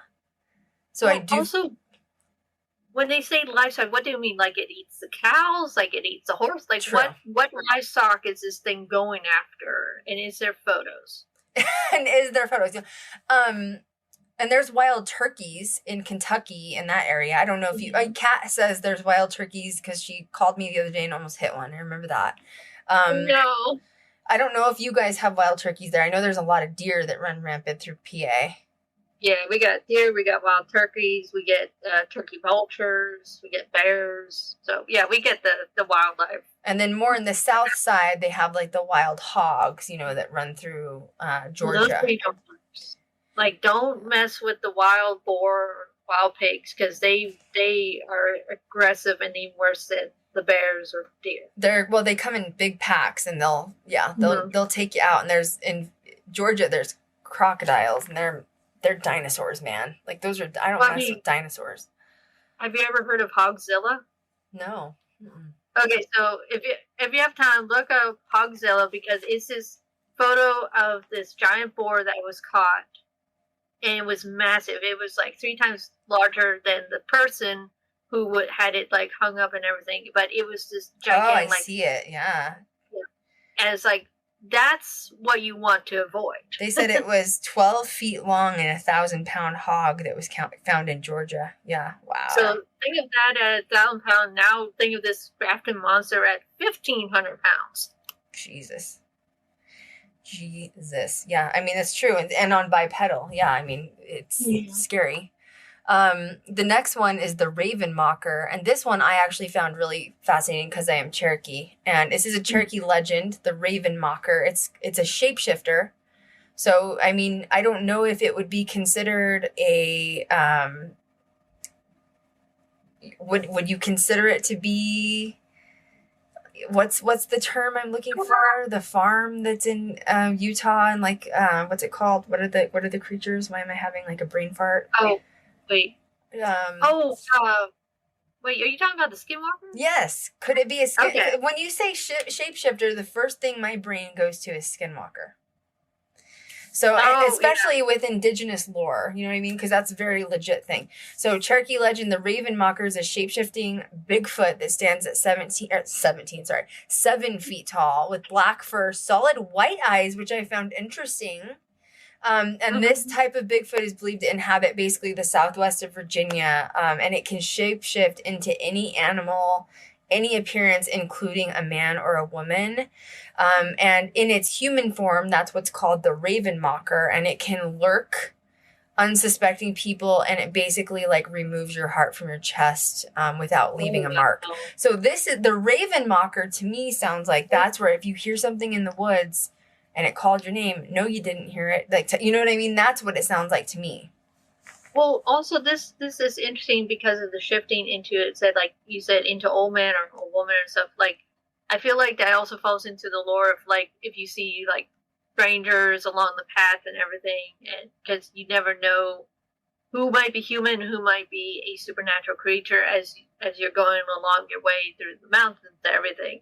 Well, even like when I was in Tennessee, they're like, if someone knocks on the door, no, nobody's there. The white eyes is different because most of the time these legends talk about the eyes being like totally like blacked out and everything. Mm-hmm. So the white eyes is it's different than other ones and whatnot. This is how I feel about indigenous lore. There's 2 sides of it. On one side of it, I get a little, which I think I sent you an article the other day, you and Kat, I think in group chat, didn't I? Where it was like, can we stop, demoralizing everywhere to be like dark and haunted with indigenous lore? It's all haunted with like, graveyards. All the indigenous are going to come up out of the ground and like become demons and like get you. It's true. There's like I feel like there's a balance, because on one side, first of all, like all of America is like Native American burial ground, like literally, you know what I mean? Like, but on the other side, it's true, if you disrespect it, like that, it's not like demonic. It's not the same, but like it should be respected. I'm trying to figure out a way to put it into words just because I am indigenous. I grew up with indigenous lore. My grandmother was straight off the res. She used to tell me stories about it and stories about obviously skinwalkers and everything else. And I just want people to understand, like, it shouldn't be demonized, yet it should be respected. There's an appropriate balance there. Well, it sounds like these stories were used for safety and used for awareness, and like you said, a balance of respect. It wasn't like evil. It was more like, don't mess with it. Here's how you stay safe. We leave it be, it leaves us be. Yeah. Kind of deal. Well, and if you were to ask me with my indigenous background if I believe the raven mocker exists, Yeah, Mhm. I would say 100%. If this is a lore that came from like, 1600 Cherokee, you don't mess with it. Because this is Cherokees using this publicly saying, hey, the Raven Mocker exists, and just what Elfie said. You respect it, it respects you.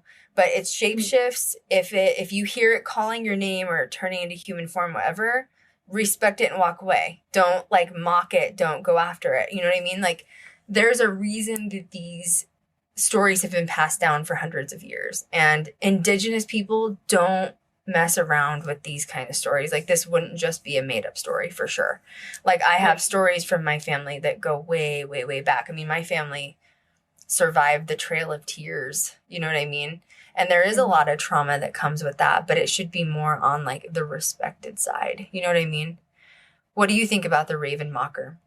It's interesting, especially I find it interesting that's very specific about the heart and the removal of the heart and everything, and just it's one of those. It's not so generalized. Like when you hear about some of the mimics and stuff, they're usually very generalized form.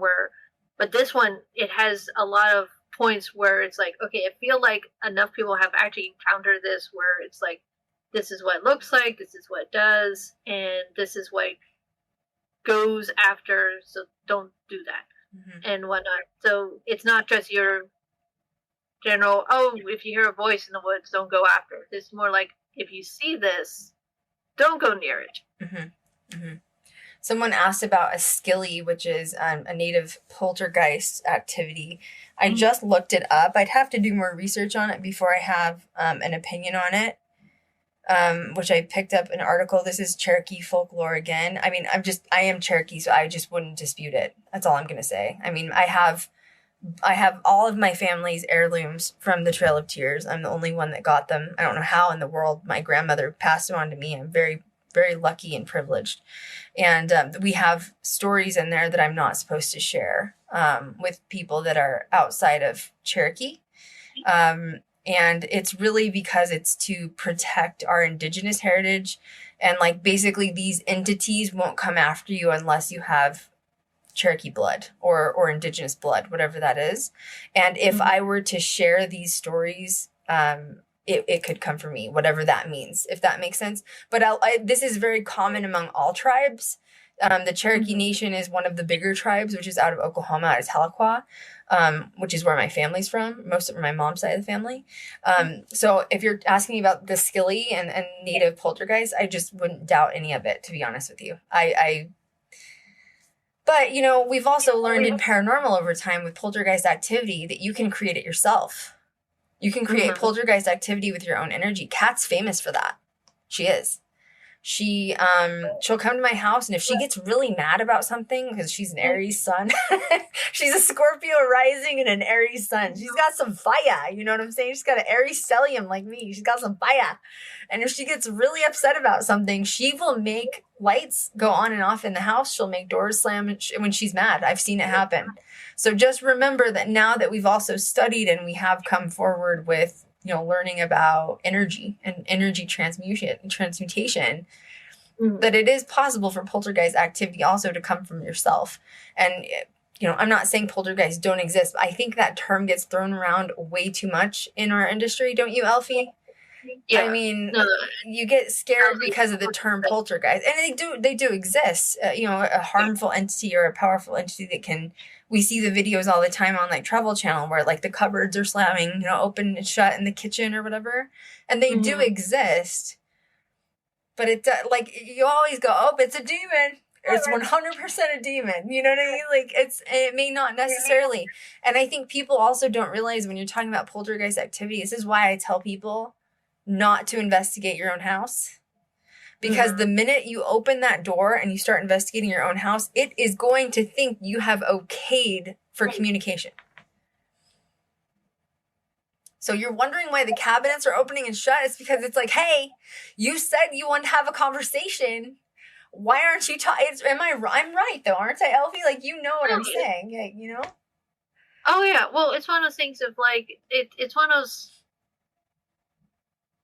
unless you're starting to actually have experience before you start investigating, it's one of those, like, just because you stop the recording and everything doesn't mean whatever came by went like, oh, you stopped talking. It's like, no, I still want to talk. Yeah. Yep. I still want to communicate. That's where you have to lay down a lot of ground rules and well, that's why, especially if you're not experienced in ghost hunting in your own house is so bad.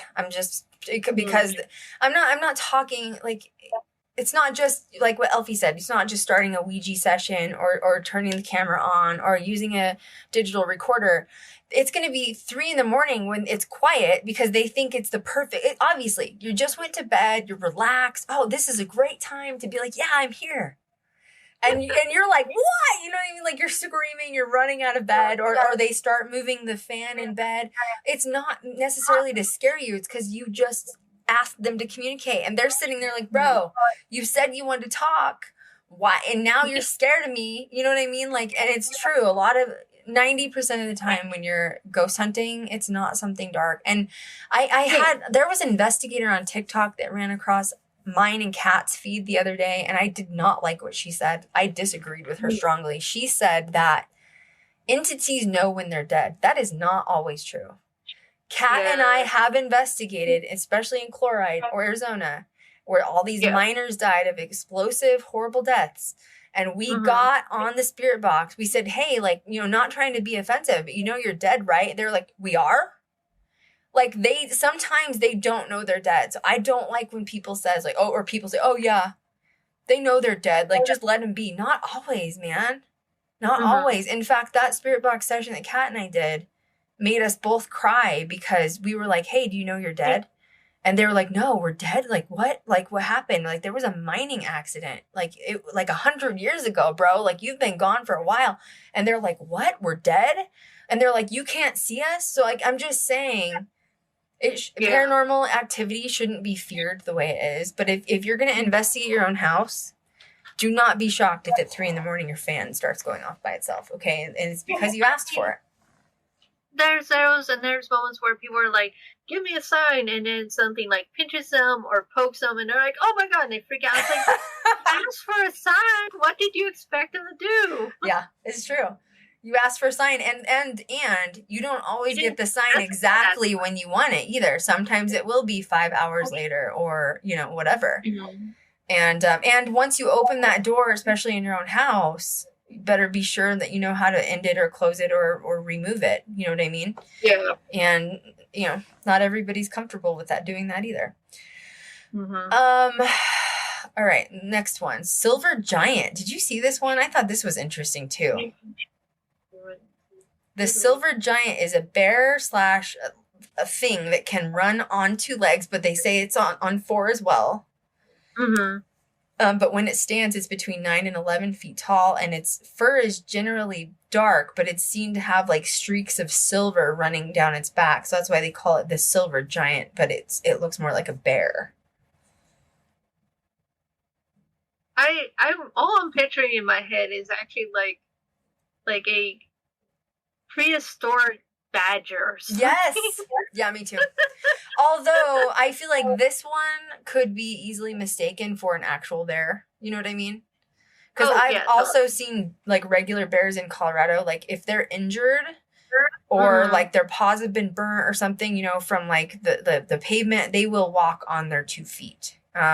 So I feel like this one could be, and you're saying 9 to 11 feet. Okay, but how far away were you? Because that estimate could change, like the viewpoint, you know what I'm saying? So anyway. And also you'll get bears, like as they get older, their fur will go silver, or if they've had an injury, like you're talking, their fur will sometimes grow back, white or a much lighter color than the rest of fur where the injury happens. So there's always that possibility. Mm-hmm. The Cherokee Death Cat. Now this one's cool. This was my favorite one out of all of them. I don't know if you had a favorite, but this one was like hands down my favorite. Maybe it's because I'm Cherokee. I don't know. But this is a cat-like beast that's said to be in the Appalachian Mountains. It's said to look more like a lion, but it measures about 4 feet tall and 9 feet long from head to tail.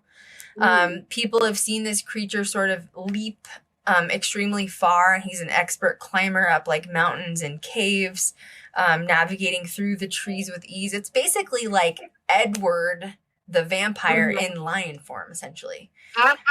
It feeds on livestock like cows, horses, and it focuses its attack on the jugular, which they think it's very like intelligent, right? So it does a very quick kill. It's a quick kill. Yeah, it's a quick kill. Yeah. And, another thing I feel like people don't talk about, too, is in the Smoky Mountains, Appalachian Mountains, like, yes, you're warned to not go through there. You're warned to not walk through there at night. But so many people have gone missing and, like, never heard of again. Oh, yeah. I was looking, because you've heard the missing 411 and everything. Yeah. And most of the time, at least when I started first looking into it, there was more...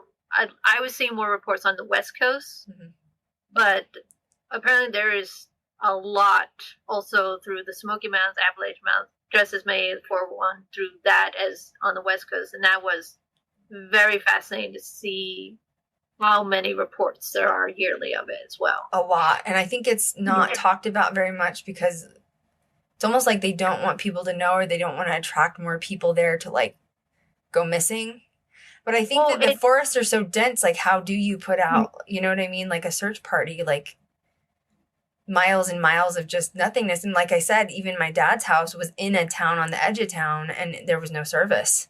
So like you even get people searchers, you'd have to go in with walkies, and who knows if there is, high levels of electromagnetic fields, like we know with paranormal activity, which obviously we're seeing paranormal activity happen. People are reporting it. That's going to drain your walkies and your batteries. You don't want to be out there after dark either. So it's almost like these people go missing and it's like, well, you were warned. You were warned. And that's kind of it. Yeah. And the other thing you have to remember too, because with the Appalachian Mountains, there's the Appalachian Trail that goes from, I think it starts off in like Maine or something, and goes all the way down to, I can't remember if it ends in like Kentucky or Alabama, but it's this trail. It's a collection of trails connecting them. And every year people will take that one trail, take that trail all the way down and everything. This will take like months, because I remember a couple of people who had tried to do it and everything. And so it's not unheard of someone going off into the mountains for these trails and be gone for a very long time, for months, because they are taking these multiple trails that connect up all the way down from north to south. So it's interesting because it's a very popular thing, but it's also one of those things that can also be very unsafe. I'm not a hiker anyway. But, like, you couldn't pay me to do that. Like, I'm not a hiking person. My idea of camping is in a hotel. I need an outlet for my flat iron. You know what I'm saying? But, like... It's a dedication. It is a definite dedication. I couldn't do it. And for so many reasons. And crypto and paranormal being the top two. It's like, well, I am not going to be eaten by the wolf man. You know what I mean? Somebody asked a question about, caffeinated Chrissy. I know you're not supposed to talk about them. Like, she's talking about native lore. So, the rule behind that is this. I'm talking about skinwalkers openly, right? Technically, skinwalkers is it's a different tribe than me, which is like Navajo predominantly, but it's other tribes too. It's southwestern tribes, basically, right? So I can talk about skinwalkers because they're not always directly inherited to Cherokee, because I'm Cherokee. So it downloads literally to the blood running through your veins, like quite literally. So I have to be careful, since I do have Cherokee blood, to the point where I am registered with my tribe, with my family, that any Cherokee lore or Cherokee cryptos or Cherokee specific like poltergeist activity, the Cherokee death cat, essentially I am connected to it by blood. So if I talk about those specifically, I will attract them by blood, if that makes sense. So, but although if I'm being just very blatantly honest, because I've been in paranormal supernatural so long, I think that if you're indigenous, it doesn't matter what tribe you're like attached to via blood, you'll still attract that, if that makes sense. And I'm going to be honest, I'm a little nervous via skinwalkers. And I don't know why, because I'm not Navajo. But I just have a instinctual feeling with skinwalkers. Kat and I are pretty sure we experienced skinwalkers when we went and filmed the feature in February. I'm going to be real scared the SHIT out of me, because I've never experienced something like that. and she experienced it, and I think she has a little bit indigenous. I'm not sure which tribe she is, but we both and we were in Death Valley, middle of bum F nowhere. Yeah. Nothing is around. I'm like literally like like we're in the middle of nothing. Like, and when I mean nothing, I mean nothing. And like for miles, it's just gravel, right? And like mountainous areas with gravel, but we could hear things being like, "Hey," to us, "Hey, hey," and I'm talking. It is just Kat and I and my Dodge Charger in the middle of Death Valley.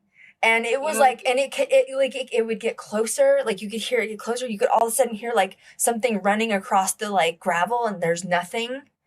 Mm-hmm. And like all of a sudden you're like, hey, hey, hey, hey, like all these like around us. Kat was like, we need to go. We need to go right now. She was like, I think it's because you're Cherokee, and they know it. That's what she kept saying. She has a Libra moon, and she's really attached to the other side. Like she can channel stuff. And so she'll say really random stuff, and it scares the F out of me when because I believe her when she says it. Because I've seen her predict things before it happens, and it scares me. And so when we were out in the middle of nowhere, my point is like, I think that my family says to be careful with Cherokee legends, although I think that if you're indigenous, you're just automatically going to attract or attach anything of indigenous lore, if that's clear. Yeah, skinwalkers, man, that was messed up. It's really messed up, honestly. It creeped me out. And it was so weird too, because we were flying. I was getting drone footage for the pilot or for the feature. It still hasn't been edited. Oh, yeah. And I had the drone out. I was the pilot for the feature. And it's a very expensive drone. So you don't want to like fly it in bad weather. You know what I mean? Mm-hmm. And so and it's like a process. You have to launch the drone. It has to configure GPS. Like it's a process. So I'm doing drone footage, and when it's in the air, you only have like 14 minutes for that battery before it's dead. So, wow.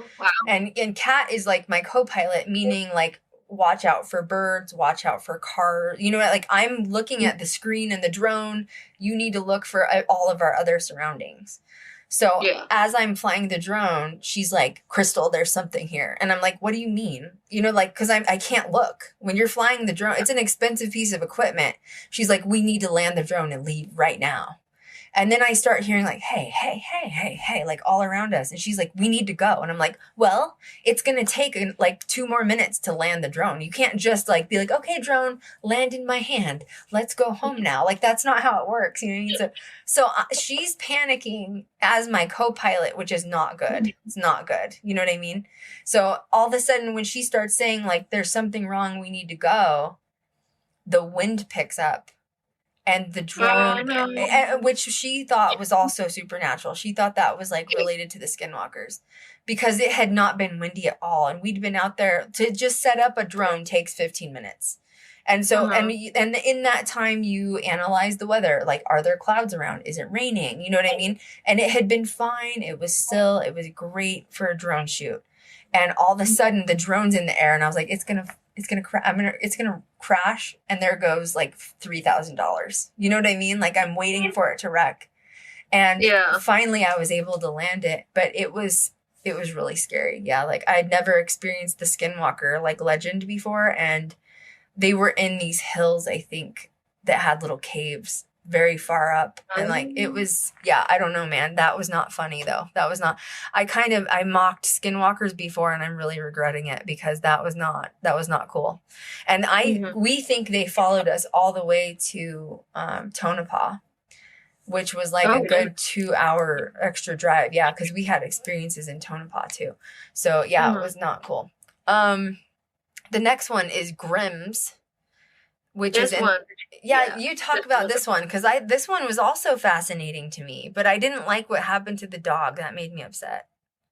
That was a strange one, but I've heard similar folklore ideas of utilizing of animal use and everything. It's like one of those like makes you squeamish, but it's one of those like this feels like offshoot of similar folklore remedies or ideas and everything, and so almost like if you ever heard the story of like the first person buried in the cemetery is sometimes considered the guardian spirit of the cemetery now. It seems to kind of fall in line with that in some ways.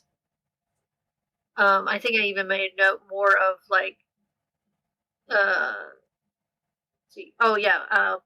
cats being buried in the floorboards of the house, like in the foundation stuff, supposedly brings good luck, not to the cat. Not to the cat. That's like Egypt, though. In Egypt, when you were buried, the higher up you were on the chain, like, you know, if you were like a government official in Egypt back in the day, they would surround you with cat sphinx because they were supposed to guard you and protect you like in the afterlife. So if you look at when they're like right now undoing all these tombs and stuff in Egypt, they're finding just bodies and bodies of cats. And I'm like, Jesus, did you have to kill 50 cats to protect this person in the afterlife? My God, that poor cat. I'm really hoping these cats were sacrificed, that this was natural, but I'm just more probably telling myself that than anything. Yeah. But yeah, the animal sacrifices at Crossroads have also, so this definitely falls in line with similar methods and ideas and everything. I don't. This is the only one that they have like more, like, I mean, I know that there's more than one Bigfoot, but like they say Grims, like there's more than one of these red-eyed creatures. Well, when I saw the word Grim, I'm like, well, the only Grim I've ever heard of usually was like the omen of death, and I'm like, I don't know if I'm getting my stories crossed with like, I don't know, like Harry Potter or something. It also made me think of hellhounds. Yeah. But it's like, so supposedly it's a red-eyed beast that guards some Appalachian cemeteries. And actually, if you go through the mountains, you'll find like little dots of cemeteries that are usually like small family cemeteries that often aren't even recorded. They were on the land of the family that owned it, and that's where they chose to bury their members and whatnot. So you'll often come across these and everything going through the mountains. And legend has it that settlers throughout the region believe that burying the family dog alive in the cemetery would mean the dog spirit would morph into a Grim, a black dog with red eyes, and that the dog would then protect the graveyard. I don't know why. Please don't bury your dog alive. Please just call me and I'll come pick it up. You know what I mean? Like I'll rehome it. Like let's just not do that. But like Jesus. So yeah, that's what created these Grims. And they say there could be cats too. They said that there's some Grim cats, which I found interesting. So and very Pet Cemetery feel too. You think that you've experienced them up in PA? I don't think. I'm trying to think. No, I don't think I've seen anything like that. I've heard of people talking about like strange animal creatures or animal spirit-like things. Like this is definitely one of those more supernatural than cryptozoologic creatures for sure. And I feel more like I could see this more likely a dog spirit protector because of this was like, because a family dog that had connection to the family and then after passing might stick around with the family even beyond life and everything, and just kind of guards or watches over the family. That's where I feel more likely this dog spirit, this Grim would be than this supposedly burying the family dog alive in the cemetery. Yeah, but okay, but I want to talk about that too, because, you know, obviously, you know, Eilfie grew up pagan, still practicing, cats practicing. I used to practice, you know, witchcraft, and we hate how it's always portrayed in such a negative, dark way. It's always demonic. It's always you worship the devil. And like the thing that makes me laugh is like you're talking about these white settlers, people that were probably literally burying their dogs alive to supposedly, you know, summon the spirit to protect the family in the graveyard. Do you realize that is also witchcraft? That's a sacrifice in a witchcraft. Like it just, the irony behind it to me, I love to point this out all the time, is like, oh, let's shun witchcraft, but yet we're all going to celebrate Christmas that was also created after witchcraft and like paganism. And you're just like, okay. Like it's always like a double net. You know what I mean? Like, so I like to point that stuff out. Well, it's interesting too, because if you, especially when you get into the more of the folklore in the mountains and everything, you'll see a lot more folk remedies, folk magic, a lot of Yes. symptomatic of that's been picked up. Not just it's usually a combination of the settlers, the various cultures, communities coming into the area, and then a blend of sometimes the indigenous area, and just it becomes this interesting almost melting pot of these practices that have different origins connected to them. But sometimes there's also the thread of, usually you'll see Bible verses being incorporated in this folk magic as well. Mm-hmm. But if it wasn't called witchcraft there, because that will make you go to hell. And it just drives me crazy. And I honestly feel like I've really picked up more of my native roots, especially since my mom's passed, and more than like the witchcraft side. Although I love witchcraft and I respect it, but I definitely do more like indigenous practices now. And I just wish we could get that under control, where it's not demonized like it constantly is on television. That just bothers me. So I just always like to point that out, is like, everybody practices magic. Do you blow a birthday candle out on your birthday? That's magic. You make a wish on your birthday? That's magic. Like, you don't realize you practice magic every day. Do you like have to stir, your tea or your coffee a certain direction with your sugar and your cream? That's also magic. Like, people don't realize it, And so I don't know. It's important, because I think that it's positive. Manifestations are positive. Magic can be really, really positive. That's what I use it for. And I just wish people would use it more for that. And I guess maybe that's me looking at even all of these crypto characters, in a light of like, what if Bigfoot just wants to have a conversation, man? Like, he's not out to kill everybody. Like, I just like to look at the pros and cons, like weigh in as the devil's advocate on both sides. Because I just don't think it's always what we see on TV. Yeah, no, I agree. It's one of those, like, I looked at the cryptos more as honestly with similar to any animal, where we're obviously going to probably freak it out more than we're freaked out about it, and there's no reason to come at it from a violent state. And also, most of the times, if the report sounds like it does do violence or a violent act, it was more likely out of defense or protection or territory than malicious intent that we keep thinking to attach it to. I agree. And then if you go, which we're already at like 2 hours, so we don't want to go through all this. It'll take a year and a half. But the amount of haunted locations through the Appalachian Mountains are just ridiculous. There's the Greenbrier Restaurant, the Devil's Courthouse, Lucy at Fork Road, which I think is cool because I love, entities on roads. I think that's a creepy one. The ghost guiding light that's at Nolan Creek Trail, like that's really creepy and weird. Elkmont Restaurant, there's ghosts everywhere, which tells me, is the whole area with the Smoky Mountains a portal, or is it because it's one of the areas that hasn't been demolished by human hands? And it's still able to withhold like its earthly magic. You know what I mean? Oh, yeah. And there's honestly just the ghost towns and everything. Because a couple of them that are still standing but totally abandoned, it's like, I just want to go there because it sounds so fascinating that you have these places that once were inhabited and now not, but they still have a vibe about them that definitely is like, I don't think everyone left.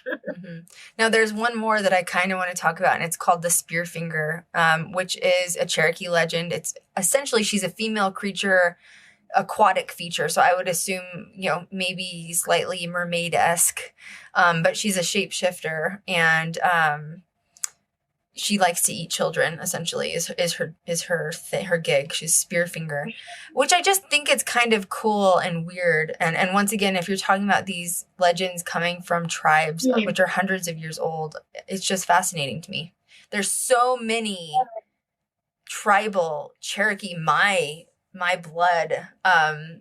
There's the Secret Lake, which is in the Smoky Mountains. It's where two Cherokees wandered too far into this blue hidden lake in the trees. And if you wander too close to it, you might like die in a pit of mud sort of thing.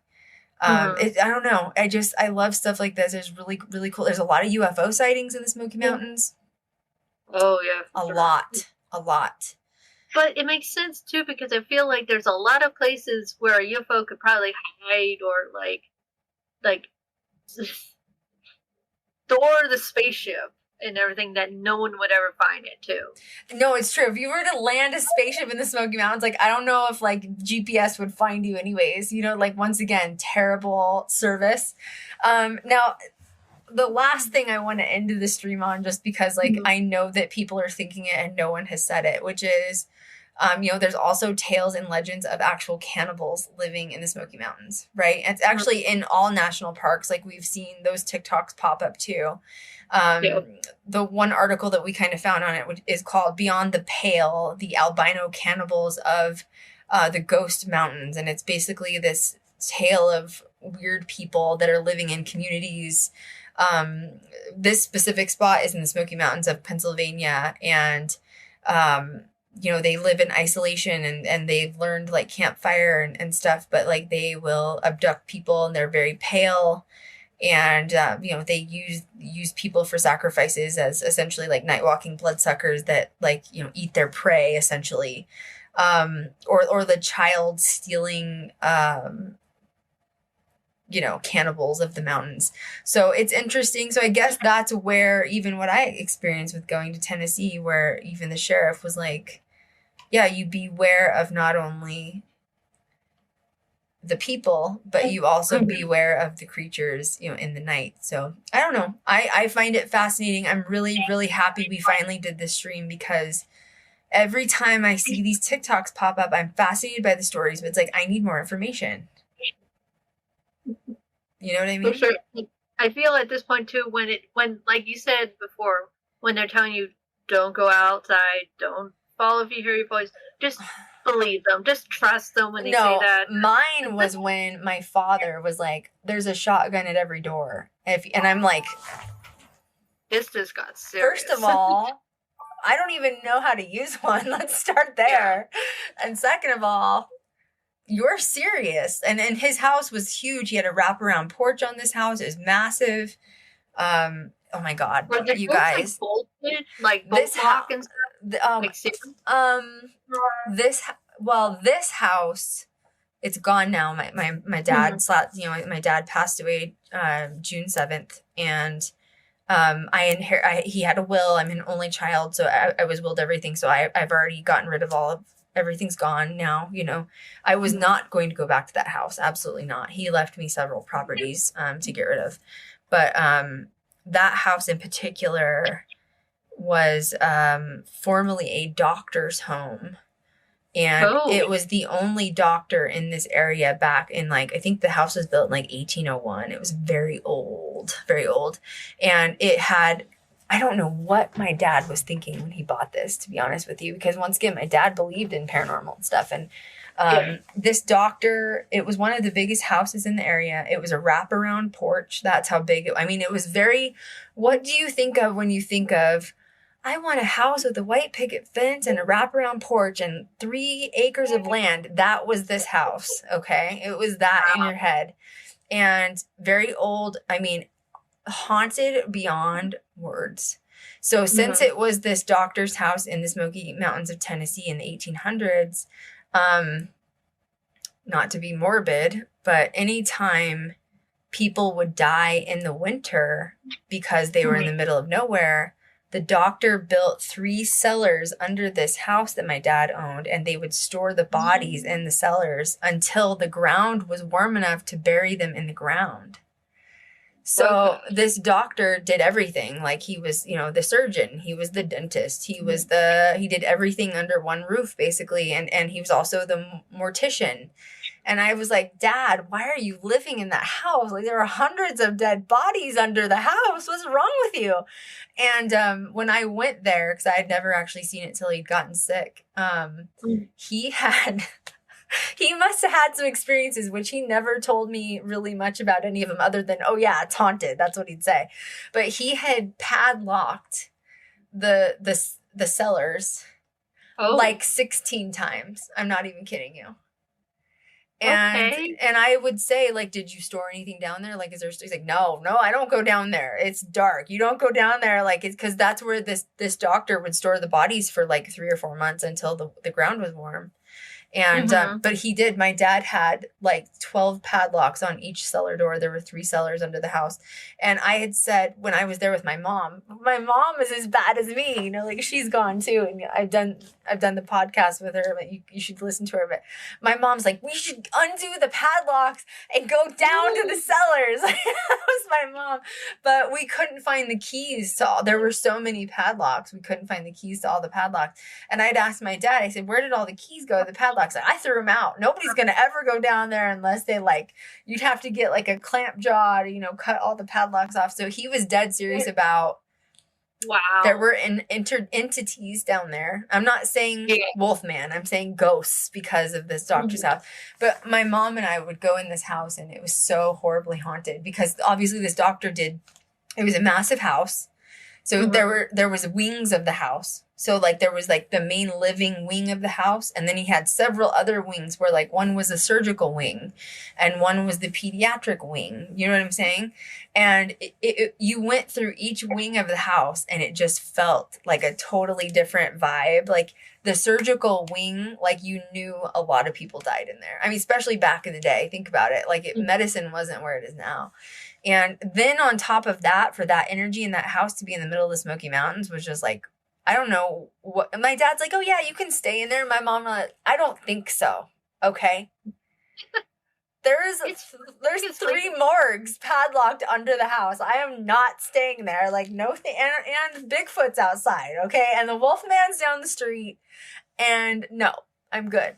So yeah, when he died, I knew I was not going to touch that house with a 10-foot pole, and I didn't. I sold it as is. I didn't even go and clear out his stuff. I didn't want to. That was an experience I don't need again. Thank you very much. So yeah, imagine, just being in the Smoky Mountains in a house with morgues. I'm good. You know what I'm saying? Like, I'm good. So you have to deal with stuff outside and inside. And then when I saw that he had padlocked it that much, that was enough. You'd be in there though, Eilfie, and like my mom and I were in there, like, you know, we were just like cleaning and picking up for him while he was at the, you know, he just had surgery, and we'd be in there. We didn't turn on the TV or anything because we just wanted to go clean up the house, you know, and you could just hear footsteps above us everywhere. Walking through the whole house. And I didn't know where the attic was. I had no idea. And you could just hear people walking. And my mom's like, dude, this house is so haunted. I was like, I know. Let's go. Like, it's so bad. I don't want to be here anymore. Clean faster. Let's get We out did. here. We did. Like, we were only there for like 2 hours. We were just like cleaning, and like got out and got all the trash out. We were like done. She's like, I just hope it doesn't follow us home. You know what I mean? And so I went to see my dad at the hospital the next day. Like, yeah, we cleaned the house. My mom's like, hey, you know, like, where's the attic entrance? We could hear like someone walking up above. He's like, oh yeah, there's no attic. And my mom was like, do you hear the footsteps too? And he's like, oh yeah, you leave them alone, they'll leave you alone. And I'm like, cool. Like, okay. I mean, you apparently you came to agreement somewhere along the lines, apparently. So long story short is, not only am I weird and creepy into ghosts, but so are my parents, and clearly it runs in the family. You know, yeah, it's a generational thing. You know what I mean? So anyway, that was a great stream. Thank you guys so much for being here, Eilfie. I'm so glad you're back. How was your summer, by the way? Did it go well? Yes, I think it went pretty well and everything. It was nice. It was pleasant summer, but I was definitely waiting for fall. Like, I am so done with this. I know. I cannot wait to move out there with you guys. Like, I'm so excited. Thank you for researching everywhere that I'm today. Eilfie's like, so is there any new areas that you're looking at and considering houses? You know what I mean? So, you know, Kat is way up in New Hampshire. I don't think I want to go that far north. I think I want to stay, like I said, 2 to 3 hours from New York. So, and more on the east side of Eilfie. I'll probably be about an hour from Eilfie, but that's okay. And yeah, I'm still looking for, that's still the goal. It's been the goal since March of 2022. Yes. Gotta get to PA with Eilfie so we can go in those caves. Just kidding. I don't know how I feel about that. You know what I'm saying?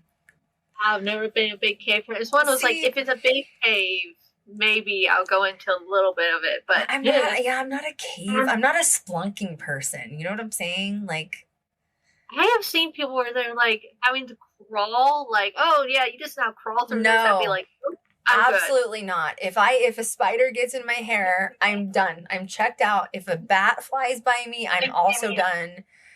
No, I'm not. Oh, you're gonna love the wildlife of PA. Then. I'm not a bug person. I'm not a, I like hiking, not in caves. I like ATVs and dirt bikes, just not in caves. You know what I'm saying? Like, I'm not a lake person. I don't swim in lakes. I don't do amoebas in my ears. You know what I'm saying?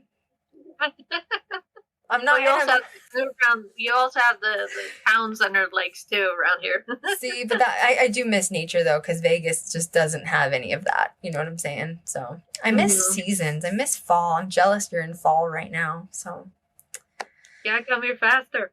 Soon. Yeah. Well, thank you guys so much for being here. Eilfie, thank you for being here. I love you as always. You're amazing. Isn't Eilfie great, guys? And also make sure that you check her out on Discovery Plus, right? Paranormal State. We all need to go watch that episode. We need to go watch it because that's so cool that she got to go down there. Eilfie, thank you so much again. We love you. Thank you all for joining us. And just thank you guys for being here. Missed you guys so much. Make sure you subscribe to our podcast. This will be uploaded on the new YouTube channel. I'm also doing 15-minute segments like you guys asked. So I did one for last week. I'll be doing another one this week, and it will be uploaded to all streaming services, major streaming services, including Spotify, Apple, you name it. If you can't find it, go to ghostgirldiaries.com. Thank you guys for being here. And as always, we will catch you guys next time. Good night, guys. Back from the dead. Back from the dead.